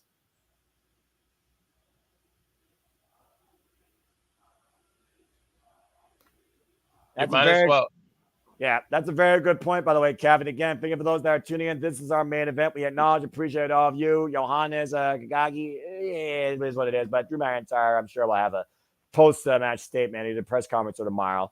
And Cappy, that's a very good point. It's Roman who always controls the environment. He controls the pace. But is Roman in control here tonight? Because he has to rely on Cody to a degree. OTC chants reign throughout Atlanta. And rightfully so. Tag made to Solo Sikoa. Now what's going to happen here? Of course, Solo doesn't give a damn what the people think. He demands acknowledgement. I think Cody's gonna tag Roman.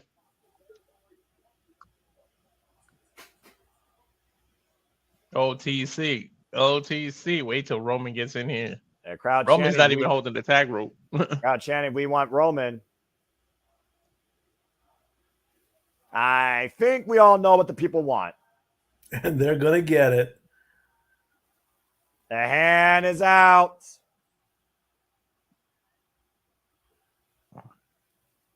Why is Solo just letting this happen instead of attacking?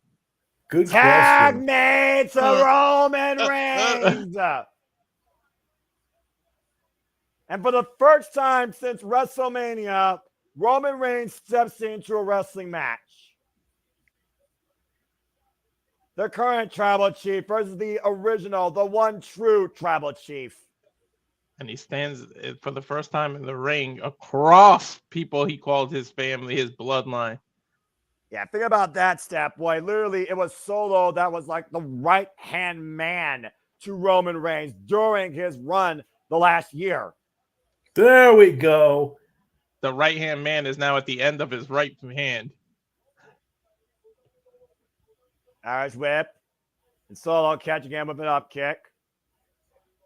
And you know Roman is super pissed. Roman's a very composed man unless you really push his nerves. And what pushes nerves the most is family. Now, I almost wonder if Solo Sikoa got way too big for his own bloodline. And Roman right now mounting Solo in the corner, teeing off against this bootleg tribal chief. Roman talks so much about family. Might as well call him Roman Diesel at this point with the damn Fast and the Furious movies. You talk about family again. Where's the final boss? What is the final boss thing of all of this? Last time we saw the final boss, it was WrestleMania 40, where it was Bloodline versus Cody Rhodes, and Cody Rhodes won. And the following night, The Rock left Cody with something, and the final boss hasn't been seen since or heard from. You know, that's got to I be haven't heard its anything own from that story. either. Oof. Nobody has. Solo taking down with an elbow right now. Roman Reigns sends Solo up and over to the outside, and oh boy. Got to think the only two people that know what that item is Cody and The Rock. Oh shit. Holy shit. Roman Reigns eye to eye with the Samoan Werewolf for the first time. Goosebumps. I mean, again, referee reminding them, though, a tag was not made. Of distraction, and Solo taking advantage. It's the lone wolf versus the big dog. Nice. And again, Solo Sikoa right now with the strategy in play here. Solo Sikoa laying the trap out right now for Roman Reigns. We've seen this bloodline literally lay Roman Reigns out. I guess Thanks, it's okay for a Jericho. Samoan to headbutt another Samoan, right? I'm pretty sure we've talked about that verbatim. You have. You know, we talked about this bloodline civil war. We talked about the bloodline, the war with the bloodline versus WWE. Let's also think about this. People that helped against the old bloodline, that helped beat Roman Reigns or endured his punishment all the way to the end. Kevin Owens, Randy Orton, Seth freaking Rollins. What are all three of those men thinking about this? We saw what happened on SmackDown with Kevin Owens and Randy Orton when Cody Rhodes tried to help them in a tag match and the bloodline still won. Yeah, Kevin Owens questioning Cody where his allegiance lie. Big haymakers in the corner by Solo. We saw Kevin Owens, by the way, was the last title match for Cody Rhodes at Bash in Berlin. And Kevin refused to hurt his friend. And so looking for the hip attack in the corner. Shades of And he Umaga. got it. Holy smoke, he got it. That's a shocker. Got all of it, too. Tagging the lone wolf. There we go. Lone wolf and big Oh, dog. but here comes Chicken Pot 2. Fast and Furious with his own hip attack in the corner. Please. Dory Lou has entered the room. Dory Lou. That's you, Dory Lou. Hello, everyone. Nice to be heard, at least. And whether you're heard or seen, we appreciate you as we're on our main event here at Bad Blood Jacob Fatu and Solo Sikoa taking on Roman Reigns and Cody Rhodes. Jacob Fatu and Roman Reigns, the two legal men here. Furious hip attack, though, in the corner by Jacob Fatu, rocking the OTC. Prilosec OCC. As far as we know, first time these two have ever touched each other in the middle of the ring. Excuse me. Jacob yelling that it's Solo that's the new tribal chief. Yeah, the jury's still out on that. Considering Statboy could probably approve the worst win-loss record right now in WWE. Only Solo. second to the Miz. Oh! Oh, Yeah, we forgot about Miz. yeah, we forgot about Miz. Yeah. And right now, Rowan trying to fight back. Since you got to the outside. Nice sidestep there. Critical moment for Roman Reigns to make the tap for Cody Rhodes.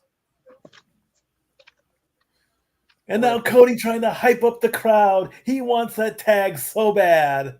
And again, Roman Reigns reaching for the tag. 10 to Cody. Cody's in. Here comes the nightmare. Going after Jacob Fatu, the current WWE Undisputed Champion. Off the ropes, Irish whip, runs for Jacob Fatu. Fatu taking off his feet for now. Cody right now, getting the better. What? God! Nice power slam. Still, I say Randy Orton's got the best power slam ever. He's got Yes. torque with it, I think, too, with that scoop. And the jabs, the jabs, the jabs. A little bit of flip-flop and fly. With a bionic elbow. Oh, a little bit of a hip action. Shout out to Shades his of father, there. Dusty Rhodes. Now measuring, Jacob Fatu might be looking for a Cody cutter. Got it. Nice. All of it, too. Oh, shout out to Terry Now- Reynolds. It's her birthday today, too. Terry Reynolds' birthday is today as well. Oh, nice. Does that mean I have to Nice. see? No. And now Jacob Fatu might be going on a crossroads. So saving Fatu from the crossroads. And Fatu pop up. Samoan drop. Oh, and That Cody was promoted. down. That Samoan job looks so beautiful from Fatu. Take a look at the replay here. Again, distraction by Solo Sikoa, and just look at the way Fatu immediately capitalizes. Go! Launching Rhodes in the sky and bringing him down hard to earth. I think Roman's still down, too. I don't see him in the corner. He's taking a nap. Now Cody sent to the outside. And Solo Sikoa and Jacob Fatu might be looking to punish the undisputed WWE champion, getting involved in family business. Oh, no. Ah! Uranagi onto the apron. Yeah, hardest part of the ring where wood meets steel in the body. There is no forgiveness there. There's Roman Reigns. There's been definitely a lot more stronger cohesion and chemistry and awareness with Solo Sikoa and Jacob Fatu than there is with Cody Rhodes and Roman Reigns right now. Of course, they're actually a team. Oh, he's on his hand. Oh. Vicious aggressive assault. Solo Sikoa, the elbow strike, takes Cody Rhodes down. Solo taunting Roman Reigns at this point. Again, Solo says, this is my bloodline now. You're no longer the tribal chief. Stomping away at the hand of Cody Rhodes. He may have injured that hand. Bite his thumb right there. Cody, bite his thumb off right there. You had the chance. Cheap shot by Jacob Fatu. You almost wonder if this does break down any further than in-ring competition if Randy Orton and Kevin Owens will come to Cody Rhodes' aid or someone else because they have the bloodline. I don't know. The fact that he's teaming with Roman may make them not want to do that. And you got to imagine if Solo Sikoa pins Cody Rhodes, that it has to put him in line for another WWE Championship title shot. Oh, God, please no. No.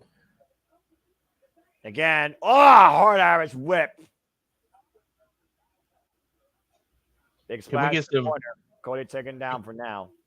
Can we get some new blood in the title scene? Because I do not want him to keep going backwards. Say, what are the plans following this? The bloodline wins. Is it the WWE Championship or is it to take Roman Reigns out once for all?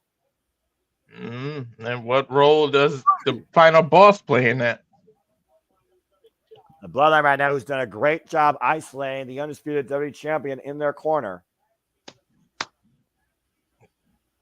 Roman has only been in this match one time. Then he got taken out, and Well, he hasn't Maybe been. not. He hasn't been tagged in, and you gotta imagine what's going through Roman's mind right now. He's looking at his greatest rival as his ally. Whoa, God! When enemies become your friend. Fatu just lost himself into Cody Rhodes. Roman whipped the hand out, though. Roman knows he needs to make a tag. It's not about winning alongside Cody. It's about getting his bloodline back. Is he biting his hand in front of the referee? That's correct. Yeah, why not? I'm about to say the savage nature of Jacob Fatu. Unlike P. Diddy, he can't be stopped. Ooh, too soon. Is it? Who's that? Oh. Who's this? You haven't been watching us lately. I've been on Diddy jokes for the last couple of weeks. I'm glad Noah got one in there. As of headbutt by Jacob Fatu. A nerve hold right now on Cody Rhodes' shoulders. The nerve. Right now, the undisputed WWE champion. Clearly, Kathy acknowledges Roman Reigns as her tribal chief, and I appreciate her feedback on this. But clearly, Roman right now, he knows that he needs to make a tag because, in a way, even if he's not pinned, a loss for Roman Reigns will be unprecedented at this point. Jawbreaker by Cody to get out of that nerve hold. Yeah, it's Cody wherewithal, though. Does Cody have enough wherewithal to reach out and make the tag? Jacob Fatu still, though, again. Man, I think he tagged. I think Solo did a blind tag. Okay, He did. He did. A massive headbutt right now. The Bloodline's been in firm control of the undisputed WWE champion. Again, right now, Kathy, with all the confidence for Roman Reigns, I'm pretty sure anybody that acknowledges the tribal chief right now trusts Roman Reigns' judgment. But right now, Roman Reigns, all I can do is watch on as Cody Rhodes gets punished. Irish whip. Oh, man. Into two hip attacks. Damn. Doubled up hip attacks in the corners. That'll look a concern on Roman Reigns. I think that was about 520 Cover. pounds. A combined 520 pounds. You gotta wonder again, what's going through Roman Reigns' mind seeing this, seeing the handling of Cody Rhodes, seeing what this bloodline has become, seeing Jacob Fatu for the first time ever live in action. Tell me it wasn't. It was. Nice hip toss. Tag made though. Here comes Solo. Fatu sidestep to the outside, but Solo's call illegal once again. Was Cody just in a football stance? Yes. Yeah, considering he There's played the kick. football. Here's the flip. Here's the critical moment. Hot tag. Jump. Oh no! What? Oh, Jacob pulled him. Roman first Mr. Ring steps. That was a nice camera trick by WWE because I thought Roman jumped down. So did I. That was, right, that was well choreographed. 2 count. Camera was in the right spot. That was good camera work right there. Intelligent work also by the Bloodline. So it's calling Jacob Fatu, staying in control and isolating Cody Rhodes. How much more of this punishment can the WWE champ take? Well, considering his family's been through enough hard times 10 times over in life, we know what Cody Rhodes is willing to endure. But again, the Bloodline has pretty much been in complete control of the entirety of this tag team match. Neither one of these can ill afford to lose a loss, though. Cody nor Roman. And what about Solo Sikoa at this point? What does it mean for Solo Sikoa when it comes to him being the tribal chief, the face of this bloodline, if he fails to win? That's when the final boss may have to step up. Jacob Fatu having his way with the champion, hoisting him up. Dominator. Nice. Damn. I think he's going for that splash. And right now, Jacob Fatu might be looking for that massive splash out of the corner. So Go ahead. He's just asking for acknowledgement once again. Not even looking. Just thinking Fatu's got firm, complete control. And Fatu swan it in the knees. Oh. Noah, you and I had the same thought. I was going to say Solo's not even looking. We have a finger for Solo, but not that one. Roman Reigns trying to drag himself up to the apron right now. If he wasn't fired up before, he's definitely fired up now. Oh, you want to get on the corner there? There you go, Roman. Okay. Roman back up to the apron again. Cody Rhodes sees Roman there. Roman reaching out for the tag. Jacob Fatu, though, Very close to make the 10 to Solo. 10 made to Solo. 10 made to Roman. There we go. Hot tag. And Roman Reigns is now legal once again in this match. Teaming up against Solo Sikoa. And flies out with a clothesline. Hooah! Into the corner goes Roman into Solo Sikoa. Roman continuing the momentum. Big boot takes Solo down. Big No cover shoe, there. I guess. Just more punishment. He's wearing Jordans, not boots, so I guess that would be a big shoe. It's a really big shoe. I'm pretty sure he already has a Jordan endorsement, so. He does. Roman Reigns right now regaining control for this match. OTC chance raining out as he has his way with Solo Sikoa. Check up to nowhere to be seen. And he's just soaking it in as 16,000 plus acknowledge him. Think he's gonna set up for the spear or a Superman punch. Oh boy, he's locked and loaded. Locked and loaded. Measuring his man.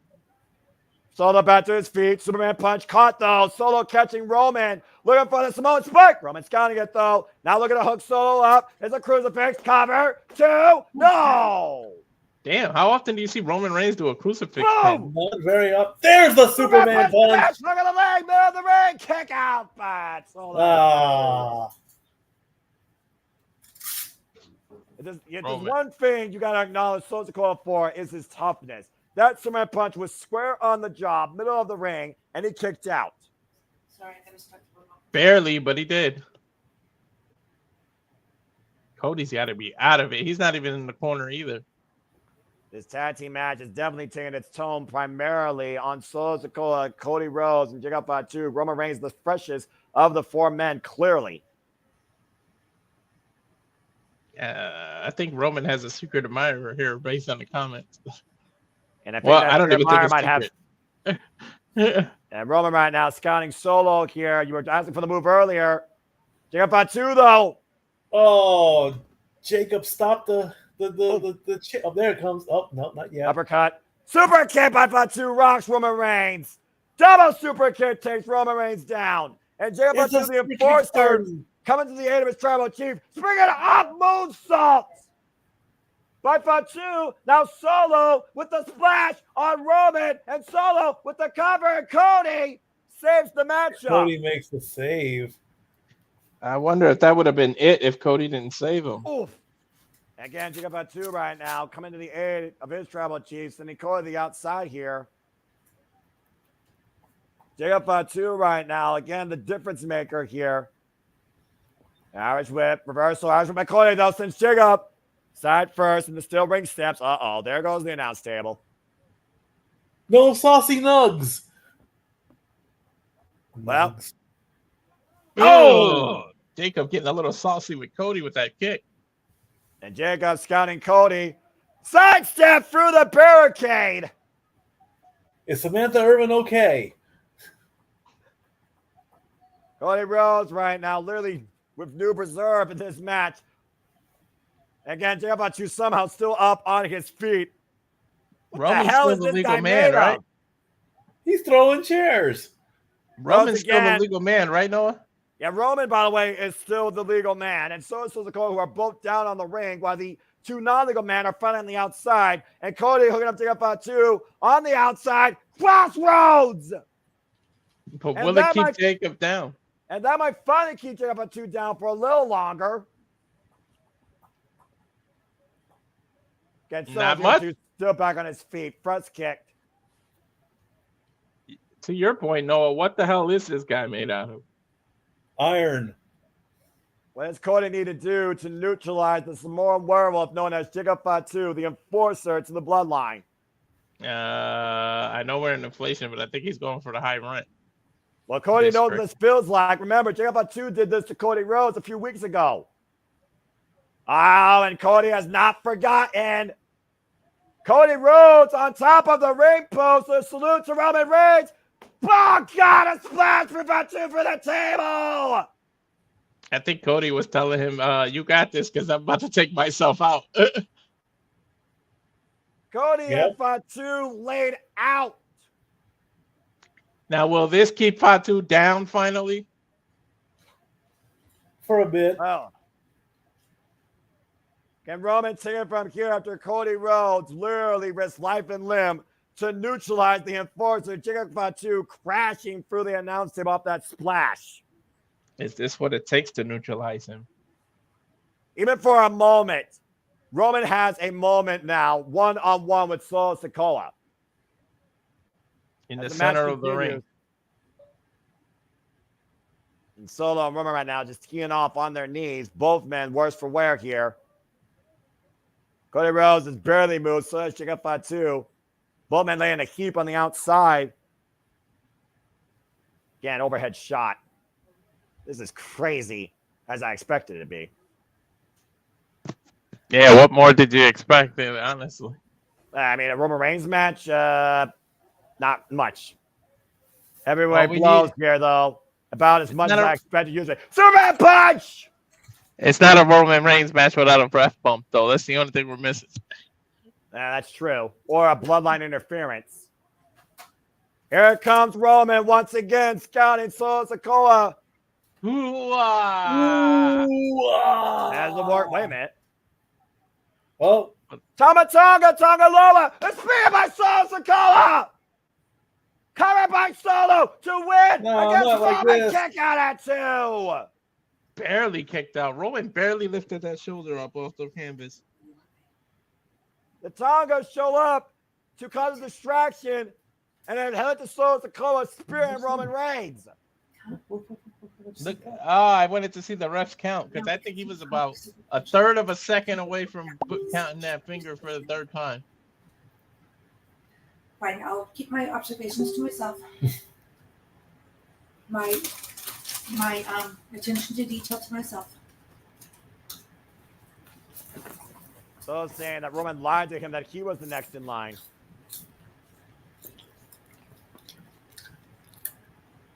Then wait a minute, what the hell? what's going on? Who's that? I don't know. That's got to be Hikuleo. Who? Oh, the super kick! Hikuleo. Jimmy. Jimmy. Wait a second. That's Jimmy It's Uso! Jimmy Uso! Jimmy! Jimmy Uso's back! Bravo! Jimmy Uso's back. The first person taken out by Solo Sikoa. The original spear! Spear by Reigns! Cover on Solo! Come on, it's gotta be a... Roman and Cody with the win! Yeah! All right. Payback's a bitch, courtesy of the OTC and the original bloodline. Jimmy Uso acknowledging and helping his tribal chief.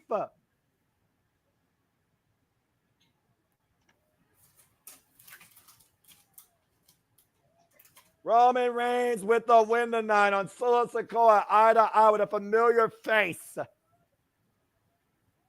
who will remain as loyal as ever to Roman.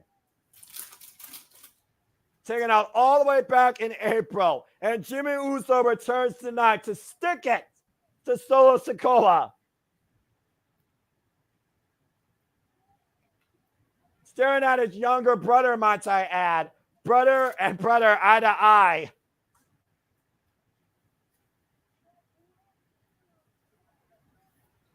And so Roman the bloodline has one thing.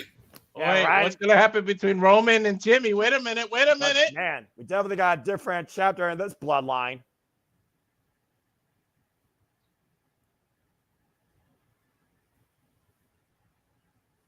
Look at this face-to-face. What's that shirt? They not the one? They not the ones. Apparently they are! Oh, there you go. Bravo. Jimmy Uso, Roman Reigns embraced together as one. The ones. Jimmy Uso has come back home to his tribal chief, the OTC. You got to wonder where Jay stands in all this. He's still going to be yeeting and taking care of the IC title, man. He'll come around when called upon, probably. Well, they do say blood is forever. And so his family sticking together. And now the match is over. What does this mean for Cody Rhodes and Roman Reigns? We're about to find out. He only needed to watch his back until the bell rung. Bell was rang. Remember what Roman said, though.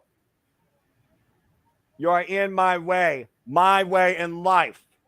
In life.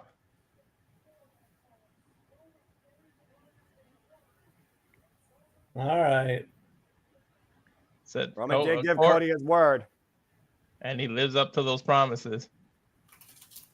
It's not about the championship right now. It is family business. They already announced what Saudi Arabia is, so this isn't the main event of Saudi Arabia. It's that tournament or whatever it's going to be. So these two have to meet inevitably at some point. Well, you can say tonight that Cody Rhodes and Roman Reigns were able to get payback tonight. And Roman, once again, celebrates with his bloodline. Jimmy Uso makes a return, and Roman and Cody has overcome Solo Sikoa and Jacob Fatu at Bad Blood. We may For now. we It's may not see the over Rumble. Oh, wait a minute. yet. Uh-oh. Cody's all alone. Let's make it Mike. Again, Roman did give his word. Roman did help Cody during that match. But now the new bloodline, Solo and the Tongos, are wearing out the WWE Champion. And Jacob Fatu, it's 4-1. Jimmy's telling him to go. Jimmy's telling Roman, let's go. Roman said, no, that was a one-time thing. Jimmy Uso convincing Roman. Well, there they go. Roman coming to Cody's aid. They're doing the right thing. And remember, Jay is in this building. Super kick to Tonga, super kick to Solo. Check up on 2 neutralized for now. And super punch to Solo.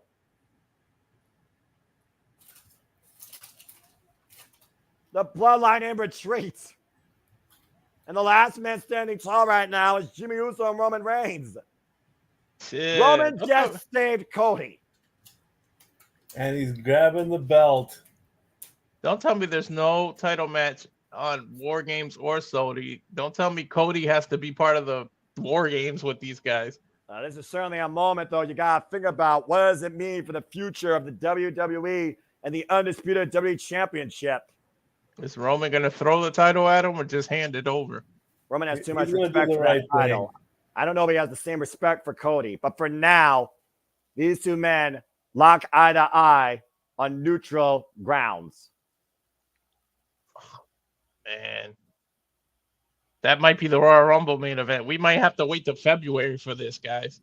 What the fuck? What? Oh! Are you fucking kidding me? Got my bonus point. No way. No way. No, he's there. The people's champ has shown up. The Rock is in Atlanta, Georgia. The final boss is back. Holy shit, indeed. The people's champion. The Rock has returned. I'm so glad I'm not in Atlanta right now. Holy shit, the final boss. And remember, The Rock said, your story with Roman is done, but your story with me has just begun. Look at the bloodline leaving. What the fuck is about to happen ahead of War Games? The Rock is back.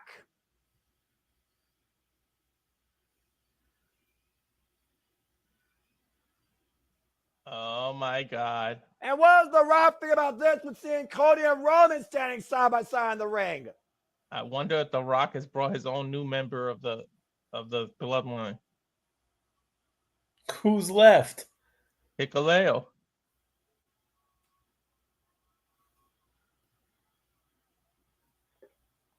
Oh boy. Wait, he raised his eyebrow and Jimmy's behind Roman. 1, 2, 3.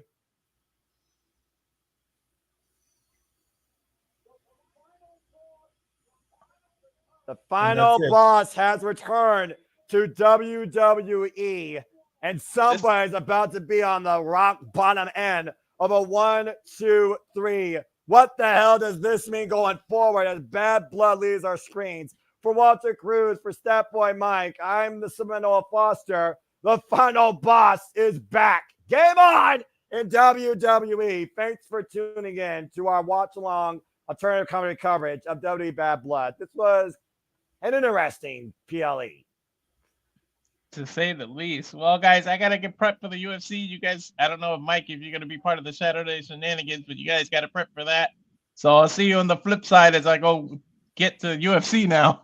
The plan is right now to take a break, and yes, I will briefly be part of tonight's shenanigans. No, I guess we're done here, right?